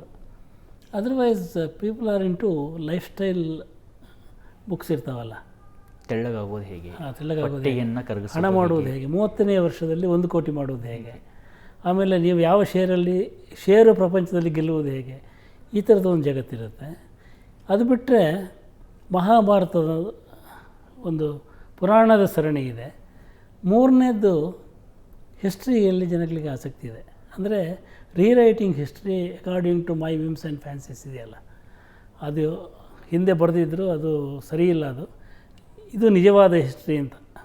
ಆ ಕಾಲದಲ್ಲಿ ಆ ಕಾಲನ ನೋಡಲಿಲ್ಲ, ಅಲ್ಲಿ ಬರೆದಿದ್ದು ಈ ಸತ್ಯನ ಸುಳ್ಳು ಗೊತ್ತಿಲ್ಲ. ಈಗ ಮತ್ತೊಂದು ಹಿಸ್ಟ್ರಿನ ಕ್ರಿಯೇಟ್ ಮಾಡೋದಿದೆಯಲ್ಲ, ಒಂದು ರೋಚಕವಾದ ಹಿಸ್ಟ್ರಿ, ಅದಕ್ಕೆ ಸ್ವಲ್ಪ ಒಳ್ಳೆಯ ಬೇಡಿಕೆ ಇದೆ. ನನಗೆ ಕನ್ನಡ ಸಾರಸ್ವತ ಜಗತ್ತಿರ್ಬೋದು ಅಥವಾ ಕರ್ನಾಟಕ ಸರ್ಕಾರದ ಮಟ್ಟ ರಾಜಕೀಯ ಜಗತ್ತಿರ್ಬೋದು ಅಥವಾ ಯಾವುದೇ ಎಂಟರ್ಟೈನ್ಮೆಂಟ್ ಇರ್ಬೋದು, ಒಂದು ಗಹನವಾದಂಥ ಪ್ರಶ್ನೆ ಕೇಳುವಂಥ ಸಮಯ ಬಂದಿದೆ ಮತ್ತು ನಾವು ಅದನ್ನು ಕಠೋರ ಅನಿಸಿದ್ರೂ ಕೇಳಲೇಬೇಕಾಗಿರುವಂಥದ್ದು. ಯಾವ ಭಾಷೆ ಅನ್ನವನ್ನು ಕೊಡೋದಿಲ್ಲ, ಯಾವ ಭಾಷೆ ಭವಿಷ್ಯವನ್ನು ಕಟ್ಟಿಕೊಡೋದಿಲ್ಲ, ಆ ಭಾಷೆ ಇರುತ್ತಾ ಅನ್ನುವಂಥ ಪ್ರಶ್ನೆ ಜೊತೆಗೆ ನಮ್ಮ ಭಾಷೆ ಇರಬೇಕಾದ್ರೆ ನಾವು ಏನು ಮಾಡಬೇಕು? ಇವತ್ತು ನೋಡ್ತೀವಿ, ಈಗ ಹಳ್ಳಿಗಳು ಇಂಗ್ಲೀಷ್ ಮೀಡಿಯಂ ಬಂತು. ಯಾಕೆ ಇಂಗ್ಲೀಷ್ ಮೀಡಿಯಂ ಬಂದಿದ್ದು? ಕನ್ನಡದಲ್ಲಿ ಕಲ್ತ್ರೆ ಆಗಿದ್ದರೆ ಅವಕಾಶ ಸಿಗೋದಿಲ್ಲ ಅನ್ನೋ ಕಾರಣಕ್ಕೆ, ಆಹಾರವನ್ನು ಹುಟ್ಟಿಸೋದಕ್ಕೆ ಆಗೋದಿಲ್ಲ ಅನ್ನೋ ಕಾರಣಕ್ಕೆ. ಭಾಷೆ ಗತಿ ಏನು? ಭಾಷೆಯನ್ನು ಉಳಿಸಿ ಬೆಳೆಸ್ಬೇಕು ಹೇಗೆ? ಯಾವಾಗ ಈ ಪ್ರಶ್ನೆಯನ್ನು ನಾವು ಕೇಳೋದು? ಇದು ಪ್ರಶ್ನೆ 3 ಆಯಾಮದಲ್ಲಿದೆ. 3 ಮಹತ್ವದ ಬದಲಾವಣೆಯನ್ನು ನಾನು ಸಾಮಾನ್ಯವಾಗಿ ಹೇಳ್ತಾ ಇರ್ತೀನಿ. ಒಂದು, the changes happened in the field of health. ಅಂದರೆ ನಾನು ಚಿಕ್ಕವನಿದ್ದಾಗ 70ನೇ ವರ್ಷ ತನಕ ಯಾರೂ ಇನ್ಶೂರೆನ್ಸ್ ಮಾಡಿಸ್ತಿರ್ಲಿಲ್ಲ, ಎವ್ರಿ ಇಯರ್ ಚೆಕ್ಕಿಂಗ್ ಮಾಡ್ತಿರಲಿಲ್ಲ. ಅದೊಂದು ಉದ್ಯಮ ಆಯ್ತದು. ಉದ್ಯಮ ಆದಮೇಲೆ ನೀವು ಮೊನ್ನೆ ಒಬ್ಬರು ಡಾಕ್ಟ್ರ್ ಹೇಳಿದ್ರು 17ನೇ ವರ್ಷಕ್ಕೆ ನೀನು ಫುಲ್ ಬಾಡಿ ಚೆಕಪ್ ಮಾಡ್ಕೋಬೇಕು ಅಂತ. ಅಂದರೆ ನಮ್ಮ ದೇಹದ ಮೇಲಿನ ನಂಬಿಕೆ ಕಳ್ಕೊಂಬಿಟ್ವಿ. ಅಂದರೆ ಈ ದೇಹವನ್ನು ಈ ಪ್ರಕೃತಿ ನಮಗೆ ಕೊಟ್ಟಿದೆ, ದೇವರನ್ನು ನಂಬುವವರು ದೇವರು ನಮಗೆ ಕೊಟ್ಟಿದೆ. ಆದರೆ ಇದಕ್ಕೆ ಒಂದು ಆಯಸ್ಸಿದೆ. ಅಂದರೆ ನಾವು ಜೆನೆಟಿಕ್ಕಾಗಿ ನೋಡಿದ್ರೆ ನಿಮ್ಮಪ್ಪ ಅಜ್ಜ 90 ವರ್ಷ ಬದುಕಿದರೆ ನೀನು 90 ವರ್ಷ ಬದುಕ್ತೀಯ ಜೆನೆಟಿಕಲಿ, ಅನ್ಲೆಸ್ ಬೇರೆ ದೊಡ್ಡ ಕಾಯಿಲೆಗಳು ಆಕ್ಸಿಡೆಂಟು ಆಗದೆ ಹೋದರೆ. ಹಾಗಾಗಿ ಈ ದೇಹಕ್ಕೆ ಅಷ್ಟು ಆಯಸ್ಸಿದೆ, ಅಷ್ಟು it can sustains that much of years. ಹೀಗಾಗಿ ಮಧ್ಯದಲ್ಲಿ ಯಾಕೆ ವರಿ ಮಾಡ್ತೀಯ ಅಂತ ಇದಿಲ್ಲ ಈಗ. ಅಂದರೆ ಚಿಕ್ಕನ್ನಲ್ಲೇ ಒಂದು ಸಾವಿನ ಭಯವನ್ನು ನಮ್ಮಲ್ಲಿ ತುಂಬಲಾಗ್ತದೆ. ಪ್ರತಿ ವರ್ಷ ಚೆಕ್ ಮಾಡೋ, ಇಲ್ಲದ್ರೆ ಹಾರ್ಟ್ ಅಟ್ಯಾಕ್ ಆಗ್ಬೋದು, 8ನೇ ವರ್ಷಕ್ಕಾಗ್ಬೋದು, 9ನೇ ವರ್ಷಕ್ಕಾಗ್ಬೋದು, ಹೀಗೆ. ಇದೊಂದು ಮುಖ್ಯವಾದ ಬದಲಾವಣೆ ಆಗಿದ್ದು. 2ನೇದ್ದು ಎಜುಕೇಷನಲ್ಲಿದೆಯಲ್ಲ. ಎಜುಕೇಷನ್ ಮುಂಚೆ ಹೆಂಗಿತ್ತಂದರೆ ವೃತ್ತಿಪರ ಎಜುಕೇಷನ್ ಇತ್ತು. ನಮ್ಮ ಅಪ್ಪ ಅಡುಗೆಯವನಾಗಿದ್ದರೆ ನಾನು ಅಡುಗೆಯವನಾಗಿರ್ತಿದ್ದೆ, ನನಗೆ ಒಂದು ಕೆಲಸ ಗೊತ್ತಿರ್ತಿತ್ತು. ಒಬ್ಬ ಕುಂಬಾರನ ಮಗ ಅದೇ ಕೆಲಸ ಮಾಡ್ಕೊಂಡಿರ್ತಿದ್ದ, ಒಬ್ಬ ಕಮ್ಮಾರನ ಮಗ ಅದೇ ಕೆಲಸ ಮಾಡ್ಕೊಂಡಿರ್ತಿದ್ದ. ಹೀಗಾಗಿ ಯಾರಿಗೂ ಕೂಡ ಈ ಎಜುಕೇಷನ್ ಹೊಟ್ಟೆಪಾಡಾಗಿರಲಿಲ್ಲ. ಆಮೇಲೆ ಇದ್ದಕ್ಕಿದ್ದಂಗೆ ಎಜುಕೇಷನ್ ಹೊಟ್ಟೆಪಾಡು ಅಂತ ಮಾಡೋಕ್ಕೋದ್ರು. ಆದರೆ ಹಿಂದೆ ಏನು ಬಂತಂದರೆ ಈ ಉದಾರವಾದ ಬಂದ ನಂತರ ನೀನು 25ನೇ ವರ್ಷಕ್ಕೆ 25 ಲಕ್ಷ ದುಡಿಯುವಂಥ ಒಬ್ಬ ವ್ಯಕ್ತಿ ಆಗ್ಬೋದು ಅಂತ ವರ್ಷಕ್ಕೆ ಶುರುವಾಯಿತು. ಅದೇನು ಅದು ಅಂಥ ಕೆಲಸಗಳನ್ನು ಕೊಡುವ ಸಂಸ್ಥೆಗಳಲ್ಲಿ ಮಾತಾಡುವವರು ಇಂಗ್ಲೀಷ್ನಲ್ಲಿದ್ದಾರೆ. ಹೀಗಾಗಿ ನಿಮ್ಮ ಮಗ ಇಂಗ್ಲೀಷ್ ಕಲಿತ್ರೆ ಅವನಿಗೆ 25ನೇ ವರ್ಷಕ್ಕೆ 25 ಲಕ್ಷ ಸಂಬಳ ಬರುತ್ತೆ. ಸೊ ಹೀಗೆ ತುಂಬಿ, ಅಂದರೆ ಈ ರೀತಿಯ ಭಾವನೆಗಳನ್ನು ತುಂಬಿ ಈ 25 ಲಕ್ಷ ನಿನ್ನ ಮಗನಿಗೆ ಬರುತ್ತೆ ಅಂದರೆ ನೀನು ಎಷ್ಟು ಅವನಿಗೆ ಖರ್ಚು ಮಾಡಬೇಕು. You have to spend 25 lakhs for education minimum. So ಹಿಂಗೆ ಮಾಡಿ ಅದನ್ನೊಂದು ಉದ್ಯಮ ಮಾಡಿಬಿಟ್ರು. ಈ ಉದ್ಯಮ ಆದಾಗ ಅಂದರೆ ಎಲ್ರಿಗೂ ಇಂಗ್ಲೀಷ್ ಕಲಿತ್ರೆ ಒಳ್ಳೆ ಕೆಲಸ ಸಿಗುತ್ತೆ ಅಂತ ಶುರುವಾಯಿತು. ಇಂಗ್ಲೀಷ್ ಕಲಿತ್ರೆ he can become international candidate ಅಂತ ಶುರುವಾಯಿತು. ಮಲ್ಟಿನ್ಯಾಷನಲಲ್ಲಿ ಅವನಿಗೆ ಅವಕಾಶ ಸಿಗೋದು ಶುರುವಾಯಿತು. ಹೀಗೆ ಜನರನ್ನು ಬೇರೆ ರೀತಿಯಲ್ಲಿ ಸೆಳೆಯೋಕ್ಕೆ ಶುರು ಮಾಡಿಬಿಟ್ರು. ಅಂದರೆ ತನ್ನ ಮಗನಲ್ಲಿ ಅಥವಾ ಮಗಳಲ್ಲಿ ಇರುವ ಸಹಜ ನಂಬಿಕೆ, ದೇಹದ ಮೇಲೆ ನಂಬಿಕೆ ಹೆಂಗೆ ಹೋಯಿತೋ ಹಾಗೆ ಮಕ್ಕಳ ಮೇಲೆ ನಂಬಿಕೆ ಹೋಯಿತು. ಅವ್ರಿಗೆ ಎಜುಕೇಷನ್ ಮಾತ್ರ sustain them, only education could make them survive in the society. ಹೀಗೆಲ್ಲ ಬಂತು. ಈ ಎರಡು ಬಹಳ ದೊಡ್ಡ ಬದಲಾವಣೆ ಆಗಿದ್ದು. ಮೂರನೇದ್ದು ಇದು ಇನ್ವೆಸ್ಟ್ಮೆಂಟು. ಮೊದಲೆಲ್ಲ ಇನ್ವೆಸ್ಟ್ಮೆಂಟ್ ಅಂತಿರಲಿಲ್ಲ, ಅಮ್ಮನ ಡಬ್ಬನೇ ಇನ್ವೆಸ್ಟ್ಮೆಂಟ್ ಆಗಿತ್ತು. ಈಗ if you don't invest you will not survive. 10 ವರ್ಷದ ನಂತರ ಏನಾಗುತ್ತೆ, ಈ ಪ್ರಶ್ನೆಗಳನ್ನ ಕೇಳಕ್ಕೆ ಶುರು ಮಾಡಿದರು. ಈ ಮೂರು ಇದೆಯಲ್ಲ ಮನುಷ್ಯನನ್ನು ಹಾಳು ಮಾಡಿದ್ದಂತ. ಅದರಲ್ಲಿ ಭಾಷೆಯನ್ನು ಹಾಳು ಮಾಡಲಿಕ್ಕೆ ಸಾಧ್ಯವಾಗಿದ್ದು ಈ ದೊಡ್ಡ ಸಂಬಳದ ಹಪಾಹಪಿಯಿಂದಾಗಿ. ಇದು ಅನ್ನದ ಭಾಷೆಯೇ, ಬಟ್ ಇದು ಚಿನ್ನದ ಭಾಷೆ ಆಗೋಯಿತು. ನಿಮಗೆ ಇಂಗ್ಲೀಷ್ ಇದೆಯಲ್ಲ, ಕನ್ನಡ ಅನ್ನದ ಭಾಷೆ ಆಗಿದ್ದರೆ ಇದು ಚಿನ್ನದ ಭಾಷೆ. ಅಂದರೆ 4 ಇಂಗ್ಲೀಷ್ ಕಲ್ತ್ಬಿಟ್ರೆ ಈಸ್ ಎ ಗೋಲ್ಡ್ ವಿನ್ನರ್ ಅಂತ ಹಿಂಗೆ ಶುರು ಆಯ್ತಲ್ಲ. ಅದಕ್ಕೆ ಸರ್ಕಾರಗಳು ಕುಮ್ಮಕ್ಕು ಕೊಟ್ಟು ನಿಮ್ಮ ಇಂಟರ್ವ್ಯೂ ಅದೇ ಭಾಷೆಯಲ್ಲಿ ನಡೀತಾ ಇತ್ತು. ಎಲ್ಲೋ ಕನ್ನಡಿಗನ ಬಂದರೆ ಒಂದು ಹೋಟ್ಲಿಗೆ ಹೋದರೆ ಸಹ ಒಬ್ಬ ಕನ್ನಡಿಗನಿಗೆ ಕೀಳರಿಮೆ ಬರುವಂತೆ ಮಾತಾಡ್ತಾರೆ. ಅಲ್ಲಿ ಯಾರೋ ಹಿಂದಿ ಇರ್ತಾರೆ, ಯಾರೋ ಇಂಗ್ಲೀಷ್ ಇರ್ತಾರೆ, ಕನ್ನಡದವನು ಇರಲ್ಲ ಅಲ್ಲಿ. ಹೀಗಾಗಿ ಒಂದು ಮೆಟ್ರೋದಲ್ಲಿ ಹೋದಾಗಲೂ ನಮಗೆ ಕನ್ನಡ ಪುಸ್ತಕ ಮಾತಾಡೋಕ್ಕೆ ಸಂಕೋಚ ಆಗುವಂಥ ಪರಿಸ್ಥಿತಿ ಇರುತ್ತೆ. ಅವರು ಇಡೀ ಜಗತ್ತೇ ಬೇರೆ ಆಗಿರುತ್ತೆ. ಹೀಗೆ ಕನ್ನಡಿಗನನ್ನು ಒಂದು ಸಂಕೋಚದಕ್ಕೆ ಅಥವಾ ಸಂಕುಚಿತ ಮನೋಭಾವ, ಕೀಳರಿಮೆಗೆ ತಳ್ಳುವಂಥ ಸಂಗತಿಗಳು ಇದ್ದಾವೆ ಈ ಜಗತ್ತಲ್ಲಿ. ಅದನ್ನು ಮಾಡ್ಕೊಂಡಿದ್ದು ನಾವೇ ಅಲ್ವಾ? ನಾವಲ್ಲ, ನಮ್ಮ ಸುತ್ತಲ ಜಗತ್ತು ಮಾಡಿದ್ದು ಅಂತ. ಅಂದರೆ ನೀವೆಷ್ಟೇ ಅಂದರೆ ಸಮಾಜ ನಾವೇ ಇಲ್ಲಿರುವಂಥ ಕನ್ನಡದವರೇ ಅದನ್ನು ಮಾಡ್ಕೊಂಡಿರೋದಲ್ವ ಅಂತ. ಯಾಕೆ ಇಲ್ಲಿ ತಮಿಳಿದೆ, ತೆಲುಗು ಇದೆ, ಮಲಯಾಳಂ ಇದೆ.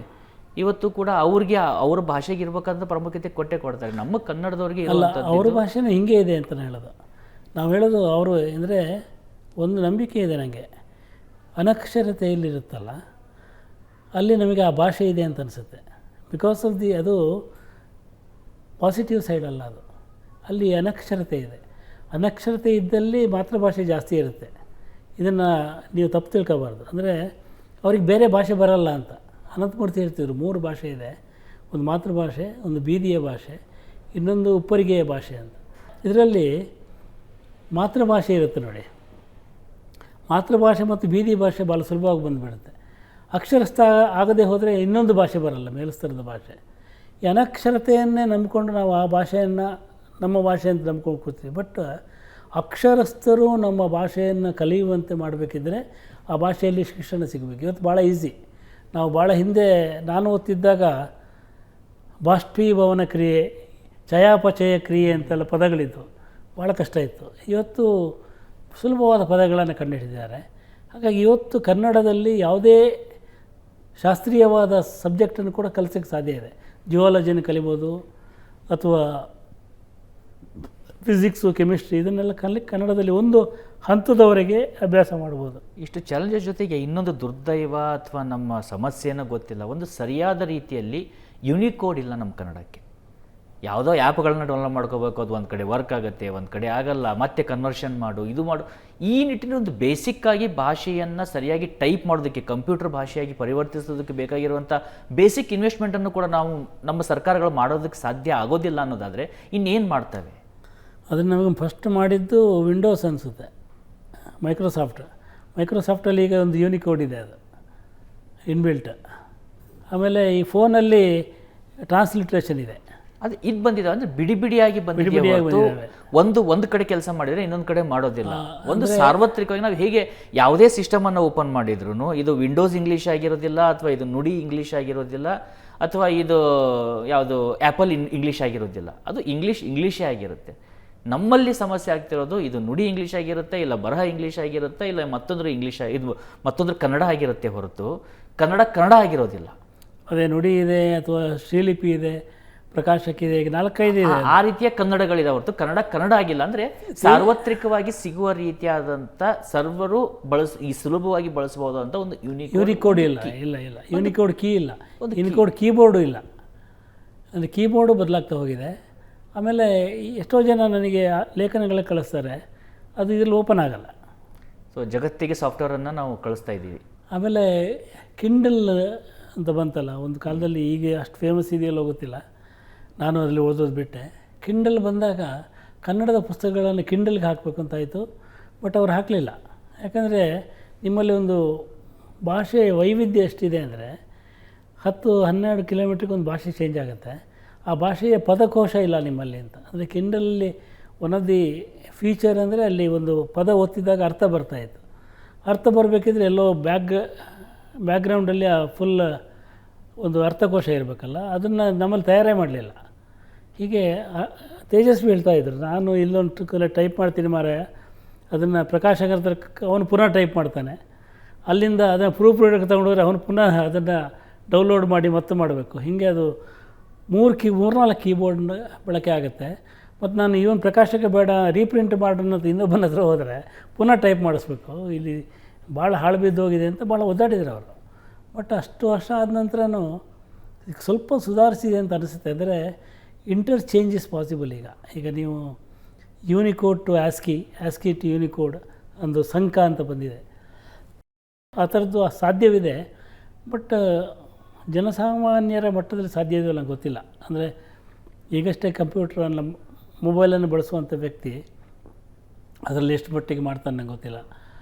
ಅಥವಾ ನನ್ನಲ್ಲಿ ಒಂದು ಕೀಬೋರ್ಡ್ ಇದೆ, ನಾನು ಯೂಸ್ ಮಾಡೋದು ಯೂನಿಕೋಡ್ಗೆ. ಆ ಕೀಬೋರ್ಡ್ ಇದೆಯಲ್ಲ ಅದು ಮೊಬೈಲಲ್ಲಿಲ್ಲ, ನಾನು ಮೊಬೈಲಲ್ಲಿ ಬೇರೆ ಕಲಿಬೇಕು. ಅಥವಾ ಮೊಬೈಲಿಗೆ ಒಂದು ಕೀಬೋರ್ಡ್ ಹಾಕ್ಕೊಂಡು ಟೈಪ್ ಮಾಡೋಣ ಅಂದರೆ ಸಿಗಲ್ಲ ಅದು. ಹೀಗೆ ಭಾಳ ಸಮಸ್ಯೆಗಳಿದೆ ಹೇಳ್ದಂಗೆ. ಅಂದರೆ ತಂತ್ರಜ್ಞಾನವಾಗಿ ಸಮಸ್ಯೆ ಇದೆ, ಶೈಕ್ಷಣಿಕವಾಗಿ ಸಮಸ್ಯೆ ಇದೆ, ಔದ್ಯೋಗಿಕವಾಗಿ ಸಮಸ್ಯೆ ಇದೆ, ಓದಿನಲ್ಲಿ ಸಮಸ್ಯೆ ಇದೆ. ಯಾಕಂದರೆ ಇದನ್ನು ಓದಿಸೋದು ಯಾರು ಯಾರು ಓದ್ತಾರೆ ಅದು ಗೊತ್ತಾಗಲ್ಲ. ಆಮೇಲೆ ಮಾರಾಟದಲ್ಲಿ ಸಮಸ್ಯೆ ಇದೆ. ಅಂದರೆ ಬೆಂಗಳೂರು, ಮೈಸೂರು, ಈ ಥರದ ಶಿವಮೊಗ್ಗ, ಕೆಲವು 5 ಜಿಲ್ಲೆಗಳನ್ನು ಬಿಟ್ಟರೆ ಬೇರೆ ಜಿಲ್ಲೆಗಳಲ್ಲಿ ಪುಸ್ತಕದ ಅಂಗಡಿಗಳೇ ಇಲ್ಲ. ಬರವಣಿಗೆಯಲ್ಲಿ ಸಮಸ್ಯೆ ಆಗೋಕ್ಕೆ ಶುರುವಾಗುತ್ತೆ. ಇವರು ಪ್ರಾಂಪ್ಟ್ ಬರಹಗಾರರ ಅಥವಾ ಪ್ರಾಂಪ್ಟಾಗಿ ಬರೆಯುವಂಥ ಬರಹಗಾರರ ಅಂತ. AI ಪ್ರಾಂಪ್ಟ್ ಬರಹಗಾರರ ಅಥವಾ ಪ್ರಾಂಪ್ಟಾಗಿ ಬರೆಯುವಂಥ ಬರಹಗಾರರ ಅಂತೇಳಿ. ಅಂದರೆ ಇತ್ತೀಚೆಗೆ ಇಂಗ್ಲೀಷ್ ಕಾದಂಬರಿಗಳನ್ನು AI ಅನುವಾದ ಮಾಡಿದ್ದು ಬಂದಿದೆ. ಆಮೇಲೆ ನನಗೆ ಇತ್ತೀಚೆಗೆ ಒಬ್ಬರು ಪುಸ್ತಕ ಕೊಟ್ಟರು, ಅದು ಓದ್ದಾಗ ಗೊತ್ತಾಯಿತು, only translated by written by AI ಅಂತ. ಕೆಲವು ಸಣ್ಣ ಪುಟ್ಟ ಬದಲಾವಣೆ ಮಾಡ್ಕೊಂಡಿದ್ರು. So AI will definitely play major part in life of a writer. ಅವನ ಹಲವು ದಿಸೆಗಳನ್ನು, ಸುಮಾರು ನನ್ನ ಸ್ನೇಹಿತರು ಒಂದು ಕಾದಂಬರಿ ಮುಕ್ಕಾಲು ಬರೋದಾದ್ರೆ ಕೊನೆ ಹೆಂಗೆ ಮಾಡೋದಂತ AI ಕೇಳ್ತಾರೆ. ಸೊ ಈ ಥರದ್ದು ನಡೆಯುತ್ತೆ. AI ಒಳ್ಳೆ ನಾಟಕ ಬರ್ಕೊಡುತ್ತೆ. ನೀವು ಅವರಿಗೆ ಒಂದು 4-5 ನಾಟಕಗಳನ್ನು ಕಳಿಸಿ ನಾಟಕ ಬರ್ಕೊಡೋದ್ರೆ ಬರ್ಕೊಡುತ್ತೆ ಅದು. ಹೌದು. ಸೊ ಈ ಥರದ ನೀವೇ ನನಗೆ ಒಂದು ಸಲ ಹೇಳಿದಿರಿ AI ಏನೇನು ಅನುಕೂಲಗಳಿದೆ ಅಂತ. ಆಮೇಲೆ ಎಷ್ಟೋ ಸಿನಿಮಾ ರಿವ್ಯೂಗಳು AI ಬರೆದಿದ್ದಾಗಿರುತ್ತೆ, ಆನ್ಲೈನಲ್ಲಿ ಬರೋದು. ಸೊ ಈ ಥರದನ್ನು ಗಮನಿಸಿದ್ದೀನಿ. ಒಬ್ಬ ಬರಹಗಾರ, ಪತ್ರಕರ್ತ, ಸಂಪಾದಕ ಎಲ್ಲದರ ಮಧ್ಯದಲ್ಲೂ ಒಳಗಡೆ ಒಬ್ಬ ಕಟೌಟ್ ಕಟ್ಟುವಂಥ ಅಭಿಮಾನಿ ಕೂಡ ನಿಮ್ಮ ಒಳಗಡೆ ಇದ್ದಾನೆ. ಬಹುತೇಕವಾಗಿ ನಿಮ್ಮ ಊರ ಕಡೆ ಫಸ್ಟ್ ಟೈಮ್ ಒಬ್ಬ ಹೀರೋನ ಕಟೌಟನ್ನು ಕಟ್ಟಿ ಸಂಭ್ರಮಿಸಿದ್ದು ನೀವೇ ಅನಿಸುತ್ತೆ. ಹೆಂಗಿತ್ತದ ಘಟನೆಗಳು? ಯಾಕಷ್ಟು ಅಭಿಮಾನಿಯಾಗಿದ್ದವ್ರದ್ದು? ಅದಕ್ಕೊಂದು ಹಿನ್ನೆಲೆ ಏನಿದೆ ಅಂದರೆ, ನಮ್ಮ ತಂದೆ MGRನ ದೊಡ್ಡ ಅಭಿಮಾನಿ. ಅವರು ಸ್ವಲ್ಪ ವರ್ಷ ತಮಿಳ್ನಾಡಲ್ಲಿ ಕೆಲಸ ಮಾಡ್ತಿದ್ರು. ಸೊ MGR ಸಿನಿಮಾಗಳನ್ನು ನೋಡ್ತಿದ್ರು. ಆಮೇಲೆ ನಮ್ಮ ಊರಿಗೆ ಬಂದ ನಂತರ ಅವರಿಗೆ MGR ಸಿನಿಮಾ, ತಮಿಳು MGR ಅಭಿಮಾನಿ ಆದ್ದರಿಂದ ಅವರಿಗೆ ಆ ಸಿನಿಮಾಗಳ ಬಗ್ಗೆ ಹೇಳ್ತಾಯಿದ್ರು. ಆಮೇಲೆ ಆಗ ಏನಾಗ್ತಿತ್ತು ಅಂದರೆ, ಆಗ ಪತ್ರಿಕೆಗಳಲ್ಲಿ ವಿಷ್ಣುವರ್ಧನ್ ಮತ್ತು ರಾಜ್ಕುಮಾರ್ ಜಗಳದ ಬಗ್ಗೆ ಬರ್ತಾಯಿತ್ತು. ಸೊ ರಾಜ್ಕುಮಾರ್ ಅಭಿಮಾನಿಗಳು ವಿಷ್ಣುವರ್ಧನ್ರನ್ನು ಹಿಂಸೆ ಕೊಡ್ತಿದ್ದಾರೆ, ಹೀಗೆಲ್ಲ ಸುಮಾರು ಸುದ್ದಿಗಳು ಬರ್ತಾಯಿತ್ತು. ನನ್ನ ಸ್ನೇಹಿತನೊಬ್ಬ ಹೇಳಿದೆ, ನಾವೀಗ ಹೆಂಗಾದರೂ ಮಾಡಿ ವಿಷ್ಣುವರ್ಧನ್ ಕಾಪಾಡಬೇಕು ಮಾರಾಯ ಅಂತ. ನಾನು ಅಲ್ಲಿದ್ದು ಸಿನಿಮಾ ನೋಡಿರಲಿಲ್ಲ. ಅಂದರೆ ಅವನು ಹಾರ್ಡ್ ಕೋರ್ ವಿಷ್ಣು ಫ್ಯಾನ್ ಆಗಿದ್ದ. ಅವನು ನಮ್ಮೂರಲ್ಲಿ ಒಂದು ಸಂಘ ಕಟ್ಟಬೇಕು, ಅವರಿಗೆ ರಾಜ್ಕುಮಾರ್ ಅವರಿಗೆ ಇಡೀ ಜಗತ್ತಲ್ಲಿ ಸಂಘಗಳಿವೆ, ವಿಷ್ಣುವರ್ಧನ್ಗೆ ಸಂಘನೇ ಇಲ್ಲ, ಅದಕ್ಕೆ ಅವನಿಗೆ ಎಲ್ಲರೂ ಒಳ್ಳೆ ಸಿನಿಮಾ ಕೊಡ್ತಾಯಿಲ್ಲ, ಆಚೆ ಆಗ್ತಿದ್ದಾರೆ, ನಾವೊಂದು ಸಂಘ ಕಟ್ಬಿಟ್ಟು ಅವ್ರನ್ನ ಕಾಪಾಡಬೇಕು ಅಂತ. ಅಂದರೆ ಆ ಏಜಿನ ಹುಮ್ಮಸ್ಸಿನಲ್ಲಿ ಇಡೀ ಜಗತ್ತನ್ನು ತಾನೇ ನಿಯಂತ್ರಣ ಮಾಡೋ ಥರ ಹೇಳಿದವನು. ಈಗ ನಮ್ಮಲ್ಲಿ ಆಗ್ತಿದೆಯಲ್ಲ ಹೌದು, ಪ್ರತಿಭಟನೆಯಲ್ಲಿ. ಹೌದು, ಸರಿ ಅಂತೇಳಿ ನಾನು ಓಕೆ ಒಂದು ಮಾಡೋಣ ಅಂತ ಹೇಳಿದೆ. ಆಗ ನಮ್ಮ ಊರಲ್ಲಿ ನಾವು ಅಂದರೆ ಈ ಏನನ್ನು ತೋರಿಸ್ಕೊಳ್ಳೋಕ್ಕೆ ಒಂದು ಅವಕಾಶ ಸಿಗುತ್ತಲ್ಲ ಅಂತ. ಸೊ ಹಾಗಾಗಿ ಯಾವತ್ತು ನಮ್ಮಲ್ಲಿ ಒಂದು ಪ್ರೀತಮ್ ಥಿಯೇಟ್ರ್ ಇದೆ ಅಂತ, ಅಲ್ಲಿ ಹೋದ್ವಿ, ಯಾವುದು ವಿಷ್ಣುವರ್ಧನ್ ಸಿನಿಮಾ ಅಂತಲ್ಲಿ ಯಾವುದೂ ಇಲ್ಲ ಅಂದ. ನಾನು ಅವನಿಗೆ ಪುತ್ತೂರಲ್ಲಿ ಹೊಕ್ಕು ಒಂದು ಸಿನಿಮಾ ಓಡ್ತಾಯಿದೆ, ಅದನ್ನು ಇಲ್ಲಿ ಹಾಕಬೇಕು ನೀವು, ನಾಗಕಾಳ ಭೈರವ ಅಂತೇಳಿ, ಸಿಡಿದದ್ದು ಸಹೋದರ ಅಂತಿದೆ ಅಲ್ಲಿ ಬಂದು ಇಲ್ಲೇ ಹಾಕಲ್ಲ ಅಂಥೇಳಿ ಅವ್ರಿಗೆ ಗಲಾಟೆ ಮಾಡಿದ್ವಿ. ಅವನು ಒಂದು 4-5 ವಾರ ನಂತರ ಆ ಸಿನಿಮಾ ಹಾಕದ, ಇಲ್ದಿ ನಾವು ಗಲಾಟೆ ಮಾಡಿದ್ದರೂ ಬರ್ತಾಯಿತ್ತು ಅದು ಹಾಕದ. ಅವನಿಗೆ ಹೇಳಿದ್ವಿ ನಾವು, ಆ ಸಿನಿಮಾ ಹಾಕಿದರೆ ನಾವು ಇಲ್ಲೊಂದು ಕಟೌಟ್ ಕಟ್ಟಿ ಒಂದು ಸಂಘ ಉದ್ಘಾಟನೆ ಮಾಡ್ತೀವಿ ಅಂತೇಳಿ. ಆ ಕಾಲಕ್ಕೆ ಕಟೌಟ್ ಕಟ್ಟೋದು ನಮ್ಗೆ ಗೊತ್ತಿಲ್ಲ. ಅಂದರೆ ಕಟೌಟ್ ಆಮೇಲೆ ಗೊತ್ತಾಗಿದೆ ನಮಗೆ, ಕಟೌಟ್ ಮಾಡಬೇಕಂದ್ರೆ ಸುಮಾರು ಖರ್ಚಿದೆ ಅಂತ. ಅಲ್ಲಿ ಊರಲ್ಲಿ ಕಟೌಟ್ ಕಟ್ಟೋರೇ ಇಲ್ಲ, ಕಟೌಟ್ಗಳೇ ಇಲ್ಲ, ಅಲ್ಲಿ ಪ್ರಿಂಟ್ ಮಾಡೋರೇ ಇಲ್ಲ ಅಂತ. ಸೊ ನಾವು ಯಾವುದೋ ಪೋಸ್ಟರನ್ನು ಕಟ್ ಮಾಡಿ ದೊಡ್ಡ ಮುಖ ಮಾಡಿ ಅದನ್ನು ಅಂಟಿಸಿ, ಯಾವುದೊಂದು ಮರದ ಹಲಗೆಗೆ ಅಂಟಿಸಿ ಅದನ್ನು ಒಂದು ಕಟೌಟ್ ಮಾಡಿ ಒಂದು ಹಾರ ಹಾಕಿ, ಅವತ್ತು ನಾವೊಂದು 7-8 ಜನ ಸೇರಿ ಒಂದು ಗಲಾಟೆ ಮಾಡಿ ಅಲ್ಲಿ ಮಾಡಿದ್ವಿ. ಅದನ್ನು ಮಾಡಿ ಆ ಸಿನಿಮಾ ಅಲ್ಲಿ ಹೋಗ್ತಿದ್ದೆ 3 ದಿನ, ಊರಲ್ಲಿ ಇದ್ದಿದ್ದೆ ಅಷ್ಟೇ ಜನ. ಸಿನಿಮಾ ಹೌಸ್ಫುಲ್ ಹೋದರೆ 2 ದಿನ ಹೋದರೆ ಊರಿನವರೆಲ್ಲ ನೋಡ್ದಂಗೆ. ಸೊ ಆ ಸಿನಿಮಾ 2-3 ದಿನ ಹೋಯಿತು. ಆದಮೇಲೆ ಏನಾಯ್ತು ಅಂದರೆ ಅದರಿಂದ ಒಂದಷ್ಟು ಜನ ನಮಗೆ ಸಿಕ್ಕಿದ್ರು, ಅವರು ನಾವು ಅಭಿಮಾನಿಗಳಾಗ್ತೀವಿ ಅಂತ ಬಂದರು. ಹಾಗೆ ಒಂದು ಪಂಗಡ ಆಯ್ತಲ್ಲಿ ಗಾಂಧಿ ಪಾರ್ಕಿನಲ್ಲಿ ಒಂದು ಗಾಂಪ ಗೆಳೆಯರು ಅಂತಿದ್ವಿ, ಅದು ಆ ಬಳಗ ದೊಡ್ಡದಾಯಿತು. ಆ ಬಳಗ ದೊಡ್ಡದಾದ್ರಿಂದ ನಮಗೆ ಸ್ವಲ್ಪ ಬೇರೆ ಬೇರೆ ಓದೋದು ಇದೆಲ್ಲ ಶುರುವಾಯಿತು. ಬಟ್ ಇದಕ್ಕೊಂದು ಟ್ವಿಸ್ಟ್ ಸಿಕ್ಕಿದೆ ಯಾವಾಗ ಅಂದರೆ, ನಮ್ಮೂರಲ್ಲಿ ಒಂದು ಇಂದ್ರಪ್ರಸ್ಥ ಅಂತ ಸ್ಕೂಲ್ ಇದೆ, ಆ ಸ್ಕೂಲ್ನ ಇನಾಗ್ರೇಷನ್ಗೆ ವಿಷ್ಣುವರ್ಧನ್ ಬಂದಿದ್ದರು. ಅಂದರೆ ಅದು ಇಸ್ ಓನ್ಡ್ ಬೈ ವಿಷ್ಣುವರ್ಧನ್ ಅಂತ ಒಂದು ಸುದ್ದಿ ಆಗಿತ್ತು. ಬಟ್ ನಾನು ಅಷ್ಟೊತ್ತಿಗೆ ಬೆಂಗಳೂರಿಗೆ ಬಂದುಬಿಟ್ಟಿದ್ದೆ. ಸೊ ಬೆಂಗಳೂರಿಗೆ ಬಂದು ಸಿನಿಮಾ ಪತ್ರಕರ್ತನಾಗಿ ಅವ್ರನ್ನ ಭೇಟಿಯಾಗಿ ಸುಮಾರು ಸಲ ಭೇಟಿಯಾಗಿ ಸ್ವಲ್ಪ ಆಪ್ತನಾದ ನಂತರ ಒಂದು ಸಲ ಹೇಳಿದೆ, ನೀವು ನಮ್ಮೂರಲ್ಲಿ ಒಂದು ಇದು ಕಟ್ಟಿದ್ವಿ, ನಿಮಗೆ ಒಂದು ಈ ಥರ ಸಂಘ ಮಾಡಿದ್ವಿ ನಿಮ್ಮನ್ನು ಕಾಪಾಡೋದಕ್ಕೆ, ಸೊ ನಿಮ್ಮನ್ನು ವರ್ಲ್ಡ್ ಫೇಮಸ್ ಮಾಡೋದಕ್ಕೆ ಒಂದು ಕಟ್ಟಿದ್ವಿ ಅಂತೆಲ್ಲ ಹೇಳಿ ಈ ವಿಚಾರಗಳನ್ನ ಹೇಳಿದ್ದೆ ಅವರಿಗೆ. ಅವರಾಗ ಹೇಳಿದರು ನನಗೆ, ಇದೇ ಥರ ಸಣ್ಣ ಸಣ್ಣ ಊರಲ್ಲಿ ಯಾರ್ಯಾರೋ ಅಭಿಮಾನಿಗಳಿದ್ದರು ಅಂತ ಪತ್ರ ಬರೆಯೋದಂತೆ, ಅಣ್ಣ ನಿಮಗೆ ಅನ್ಯಾಯ ಆಗಿದೆ, ನಿಮ್ಮ ಜೊತೆ ನಾವಿದ್ದೇವೆ ಅಂತೆಲ್ಲ ಪತ್ರ ಬರೀತಾಯಿದ್ರು. ಒಂದು ಸಂತೋಷ ಕೊಡೋದು ಅದು. ಅಂದರೆ ಒಳಗೊಳಗೆ ಅಂದರೆ ಯಾರೂ ಏನು ಮಾಡೋಕ್ಕಾಗಲ್ಲ ಈ ಜಗತ್ತಲ್ಲಿ. ಅಂದರೆ ಇವತ್ತಿದ್ದಂಗೆ ಆಗ ಕೂಡ ಫ್ಯಾನ್ ವಾರ್ಸು ಎಲ್ಲ ಇರ್ತಿದೆ. ಅದು ಯಾವ ನಟನೂ ಮಾಡಿದ್ದಲ್ಲ ಅದು. ಅಂದರೆ ಉದಾಹರಣೆಗೆ ಯಾವುದೋ ಸಿನಿಮಾ ಥಿಯೇಟ್ರಲ್ಲಿ ಕೂತ್ಕೊಂಡು ಒಬ್ಬ ನಟನ ಆಗ ಮೆಚ್ಚಿ ಮಾತಾಡಿದರೆ ಇನ್ನೊಬ್ಬ ಎದುರುಗಡೆ ಇರೋನು ಹೊಡೆಯೋಕ್ಕೆ ಬರ್ತಾಯಿದ್ದ, ಈ ಅಣ್ಣನ ಪಿಕ್ಚರ್ ನೋಡ್ತಾ ಆ ಅಣ್ಣಂಗೆ ಯಾಕೆ ಮಾತಾಡ್ತೀಯ ಅಂತ. ಸೊ ಆ ಕಾಲದಲ್ಲಿ ಇತ್ತದು. ಅದೊಂದು ಬಹುಶಃ ಅದಿಲ್ಲದೆ ಅಲ್ಲಿ ಮಜಾ ಇಲ್ಲ ಅನಿಸುತ್ತೆ ನನಗೆ. ಅಲ್ಲ, ಸಾಕಷ್ಟು ಕುತೂಹಲಕರ ಅಂದರೆ ನಿಮ್ಮದು ಮತ್ತು ವಿಷ್ಣುವರ್ಧನ್ ಅವರ ಸಂಬಂಧದ ಬಗ್ಗೆ, ತದನಂತರ ಆದಂಥ ಬೆಳವಣಿಗೆ, ಆ ಸ್ನೇಹದ ಬಗ್ಗೆನೇ ಮಾತಾಡೋದು ಬೇಕಾದಷ್ಟಿದೆ. ಒಂದು ಎಪಿಸೋಡ್ ಅಥವಾ ಒಂದು ಪಾಡ್ಕಾಸ್ಟಲ್ಲೋ ಒಂದು ಇಂಟರ್ವಲ್ಲೋ ಆಗುವಂಥದ್ದು ಅನುಭವಗಳಲ್ಲ ಇದು. ಇವತ್ತು ಬರೀ ನಾವು ಒಂದು ಜಸ್ಟ್ ಟಿಪ್ ಆಫ್ ಐಸ್ಬರ್ಗ್ ಅನ್ನೋ ಹಾಗೆ ಒಂದು ಪರಿಚಯದ, ಅಂದರೆ ನಮ್ಮ ಸಂದರ್ಶನದ ರೀತಿಗೆ ಅಥವಾ ಆ ಒಂದು ಪ್ರದರ್ಶನ ಮಾಡೋದಕ್ಕೋ ಅಥವಾ ಅದನ್ನು ಒಂದು ತೋರಿಸೋದಕ್ಕೆ ಮಾತ್ರ ಅವಕಾಶ ಆಗಿರುವಂಥದ್ದು. ಬಟ್ ಐ ಆಮ್ ಶ್ಯೂರ್ ಇನ್ನೂ ಸಾಕಷ್ಟು ಈ ರೀತಿಯಾಗಿ ಮಾತುಕತೆಗಳನ್ನು ಮಾಡುವಂಥದ್ದಿರುತ್ತೆ. ನಮ್ಮ ಕಾರ್ಯಕ್ರಮದಲ್ಲಿ ಪಾಲ್ಗೊಂಡ್ರಿ, ಸಾಕಷ್ಟು ವಿಚಾರಗಳನ್ನು ತಿಳಿಸ್ಕೊಟ್ಟಿದ್ದೀರಿ. ಖಂಡಿತವಾಗಿ ನಮ್ಮ ವೀಕ್ಷಕರಿಗೂ ಕೂಡ ಸಾಕಷ್ಟು ವಿಚಾರಗಳು ತಿಳಿದಿದ್ದಾವೆ ಮತ್ತು ಅದನ್ನು ಅವರು ಕೂಡ ಚರ್ಚೆ ಮಾಡ್ತಾರೆ ಅಂತ ಅಂದ್ಕೊಳ್ತೀವಿ. ಧನ್ಯವಾದಗಳು ಸರ್ ನಮ್ಮ ಜೊತೆಯಲ್ಲಿ ಬಂದಿದ್ದಕ್ಕೆ. Thank you. ಸಿನಿಮಾದ ಬಗ್ಗೆ ನೀವು ಹೇಳ್ದಂಗೆ ನಾನು I was film journalist for 30 years. ಬಹುಶಃ ಎಲ್ಲ ನಟರ ಜೊತೆ ಒಡನಾಡಿದ್ದೇನೆ. ಒಂದು ದಿವಸ ಕೂತ್ಕೊಂಡು ಅದೇ ಮಾತಾಡೋಣ. ಬಿಕಾಸ್ ಅಲ್ಲಿ ಅದು ನಾವು ಇವತ್ತು ನೋಡ್ತಿರುವಷ್ಟು ಕೆಟ್ಟ ಇಂಡಸ್ಟ್ರಿ ಅಲ್ಲ ಅದು. ಇವತ್ತು ನೋಡ್ತಿರುವಷ್ಟು ಬಡತನದ ಇಂಡಸ್ಟ್ರಿನೂ ಅಲ್ಲ. ಅಂದರೆ ಅಂದರೆ ಪ್ರೇಕ್ಷಕರಿಲ್ಲದ ಒಳ್ಳೆಯ ಸಿನಿಮಾಗಳು ಬರೋದ ಅಥವಾ ಒಂದು ರೀತಿಯ ಕನ್ಫ್ಯೂಷನ್ಲಿ ಏನಿದೆ ಹಾಗಿರಲಿಲ್ಲ ಅದು. ಇವತ್ತು ಹಾಗಿಲ್ಲ ಅದು. ಸೊ ಅದನ್ನು ಹೊರಗಡೆ ನೋಡಿದಾಗ ಒಂಥರ ಕಾಣಿಸುತ್ತೆ, ಒಳಗಿದ್ದು ನೋಡಿದಾಗ ಮತ್ತೊಂಥರ ಕಾಣಿಸುತ್ತೆ. ಅಲ್ಲಿಯ ಸ್ವಾರಸ್ಯಕರ ಸಂಗತಿಗಳ ಬಗ್ಗೆ ಒಂದು ಸಲ ಮಾತಾಡೋಣ. ಭಾಳ ಪ್ರೀತಿಯಿಂದ ಹೇಳ್ಕೊಳ್ಳುವ ಸಂಗತಿಗಳಿದ್ದಾವೆ, ಸಿಟ್ಟಿನಿಂದ ಹೇಳುವ ಸಂಗತಿಗಳು ಇದ್ದಾವೆ. ಒಂದು ಸಲ ಮಾತಾಡೋಣ. ಖಂಡಿತವಾಗಿ ಸರ್. Thank you. ನಮ್ಮ ವೀಕ್ಷಕರಿಗೆ ಏನು ಹೇಳ್ತೀರಿ? ಒಟ್ಟಾರೆಯಾಗಿ ಏನಂದರೆ ಸಂಪಾದಕನಾಗಿ ಇವತ್ತು ಒಬ್ಬ ಲೇಖಕನಿಗೆ ಎಲ್ಲ ರೀತಿಯಿಂದನೂ ಏನು ಹೇಳೋದು? ನಾನು ಇವತ್ತು ಸ್ವಲ್ಪ ಜವಾಬ್ದಾರಿಯುತವಾಗಿ ಮಾತಾಡಿದ್ದೀನಿ ಅಂದ್ಕೋತೀನಿ. ಯಾಕಂದರೆ ನಾನು ಸಂಪಾದಕನಾಗಿ ಕೊಡ್ತಿರುವಂಥ ಮೊದಲ ಸಂದರ್ಶನ ಯಾರೋ ಒಂದು ಕೇಳಿದರು, ನನಗೊಂದು ಪ್ರಶ್ನೆ ಕಳಿಸಿದರು, ಒಂದು ಪತ್ರಿಕೆಯವರು ಕಳಿಸಿದ್ದು, ನಾನು ಕಳಿಸಿರಲಿಲ್ಲ. ಬಟ್ ನಿಮ್ಮ ಜೊತೆ ಮಾತಾಡ್ತಾ ಹಲವು ನೆನಪುಗಳು ಬಂದು ಮತ್ತು ಹಲವು ವಿಚಾರಗಳಂದರೆ ನಾನು ಇಷ್ಟರವರೆಗೆ ಅಷ್ಟಾಗಿ ಗಮನ ಕೊಡೋದಂತ ನೀವು ಹೇಳಿದ್ರಲ್ಲ, ಸಿನಿಮಾ ಪತ್ರಕರ್ತನೊಬ್ಬ ಸಂಪಾದಕನಾಗಿದ್ದು ಇದೇ ಮೊದಲು ಅಂತ. ಅದಕ್ಕೊಂದು ಸಣ್ಣ ಡಿವಿಯೇಷನ್ ಇದೆ. ರವಿ ಹೆಗಡೆ ಇದ್ರಲ್ಲ, ಅವರು for a short period cinema ಪತ್ರಕರ್ತರಾಗಿದ್ದರು. ಅವರು ಈ ಬೇಸಿಕಲಿ ಇಂಥದ್ದು ಕಾಮರ್ಸ್ ಜರ್ನಲಿಸ್ಟು, ಬಟ್ ಸ್ವಲ್ಪ ಸಮಯ ಸಿನಿಮಾದಲ್ಲಿದ್ದರು. ಆಮೇಲೆ ಫುಲ್ ಟೈಮ್ ಡೆಸ್ಕಲ್ಲಿದ್ದರು. ಆ ಸಿನಿಮಾ ಪತ್ರಕರ್ತನಾಗಿ ನಾನು ಇಲ್ಲಿಗೆ ಬಂದಿರೋದು. ಸೊ ನನ್ನನ್ನು ಇಲ್ಲಿ ಈ ಸ್ಥಾನಕ್ಕೆ ಕರ್ಕೊಂಬಂದು ಕೂರಿಸಿದಂಥ ರವಿ ಹೆಗ್ಡೆ ಅವರು, ಅವಕಾಶ ಕೊಟ್ಟಂಥ ಸಂಸ್ಥೆ ಮತ್ತು ಇದನ್ನು ಗುರುತಿಸಿ ಇವತ್ತು ನೀವು ಮಾತಾಡಿರೋದು, ಇದೆಲ್ಲ ಭಾಳ ಖುಷಿ ಕೊಟ್ಟಿದೆ. ಆಮೇಲೆ ಹಳೆಯ ನೆನಪುಗಳನ್ನು ಈ ಹೊಸ ಅನುಭವದ ಜೊತೆ ಬೆಸೆಯೋದಿದೆಯಲ್ಲ, ಅದು ಅಷ್ಟು ಸುಲಭದ ಕೆಲಸ ಅಲ್ಲ. ಅದು ನೀವು ಸಡನ್ನಾಗಿ ಒಂದು ಓದುಗ ಮತ್ತು ಸಂಪಾದಕನ ಸಂಬಂಧ ಕೇಳಿದಾಗ ನಾನು ಬಹಳಷ್ಟು ವರ್ಷ ಆಲೋಚನೆ ಮಾಡಿರಲಿಲ್ಲ ಅದನ್ನ. ಹಾಗೆ ನನಗೆ ಬೇಕಾಗಿರಲಿಲ್ಲ. ಯಾಕಂದರೆ ಇದನ್ನು ಥಿಂಕ್ ಮಾಡೋಕ್ಕೆ ಸಂಪಾದಕರು ಇರ್ತಿದ್ರು. ನಾನೇನು ಯೋಚನೆ ಮಾಡ್ತಿದ್ದೆ ಅಂದರೆ ಹೇಗೆ ಒಂದು ಒಳ್ಳೆಯ ಲೇಖನವನ್ನು ಬರೀಬೋದು ಅಂತ. ಎಕಾನಮಿ ನಂಗೆ ಮುಖ್ಯ ಆಗಿರಲ್ಲ, ಅಡ್ಮಿನಿಸ್ಟ್ರೇಷನ್ ಮುಖ್ಯ ಆಗಿರಲ್ಲ. I was totally concerned about writing, a good piece of writing ಅಷ್ಟೇ ಇತ್ತು. ಬಟ್ ಇವತ್ತು ಹಂಗೆ ಮಾಡೋಕ್ಕಾಗಲ್ಲ. ನಾನು ಇದನ್ನೆಲ್ಲ ಯೋಚನೆ ಮಾಡಬೇಕಾಗಿದೆ. ಈ ಸಮಗ್ರತೆಯನ್ನು ಒದಗಿಸಿಕೊಟ್ಟಂಥ ನಿಮಗೆ thanks. Thank you so much sir. It's our pleasure. ವೀಕ್ಷಕರೇ, ನೋಡಿದ್ರಲ್ಲ ನಮ್ಮ ಈ ಬಾರಿಯ ಪಾಸಿಟಿವ್ ಪಲ್ಸ್ ಕಾರ್ಯಕ್ರಮ. ಸಾಕಷ್ಟು ವಿಚಾರಗಳನ್ನು ಮಾತನಾಡಿದ್ದೀವಿ. ಇದೇ ರೀತಿಯಾಗಿ ಮತ್ತೊಂದಿಷ್ಟು ವಿಶೇಷ ಅತಿಥಿಗಳ ಜೊತೆಯಲ್ಲಿ ಬರ್ತಾ ಇರ್ತೀವಿ, ಮಾತನಾಡ್ತಾ ಇರ್ತೀವಿ, ನಿಮ್ಮ ಜೊತೆಯಲ್ಲಿ ಚರ್ಚಿಸ್ತಾ ಇರ್ತೀವಿ. ನೀವು ಇದೇ ರೀತಿಯಾಗಿ ನಮ್ಮ ಸುವರ್ಣ ಚಾನಲ್ನ ನೋಡ್ತೀರಿ, ಕನ್ನಡಪ್ರಭವನ್ನು ಓದ್ತಾ ಇರಿ, ನಮ್ಮ ಡಿಜಿಟಲ್ನಲ್ಲಿ ನಮ್ಮ ಜೊತೆಯಲ್ಲಿ ಜಾಯ್ನ್ ಆಗಿರಿ. ನಿಮ್ಮ ಬೆಂಬಲ ಮತ್ತು ನಿಮ್ಮ ಪ್ರೀತಿ ಇದೇ ರೀತಿಯಾಗಿ ಮುಂದುವರಿತಾ ಇರಲಿ. ನೋಡ್ತೀರಿ ಸುವರ್ಣ ನ್ಯೂಸ್, ನೇರ, ದಿಟ್ಟ, ನಿರಂತರ.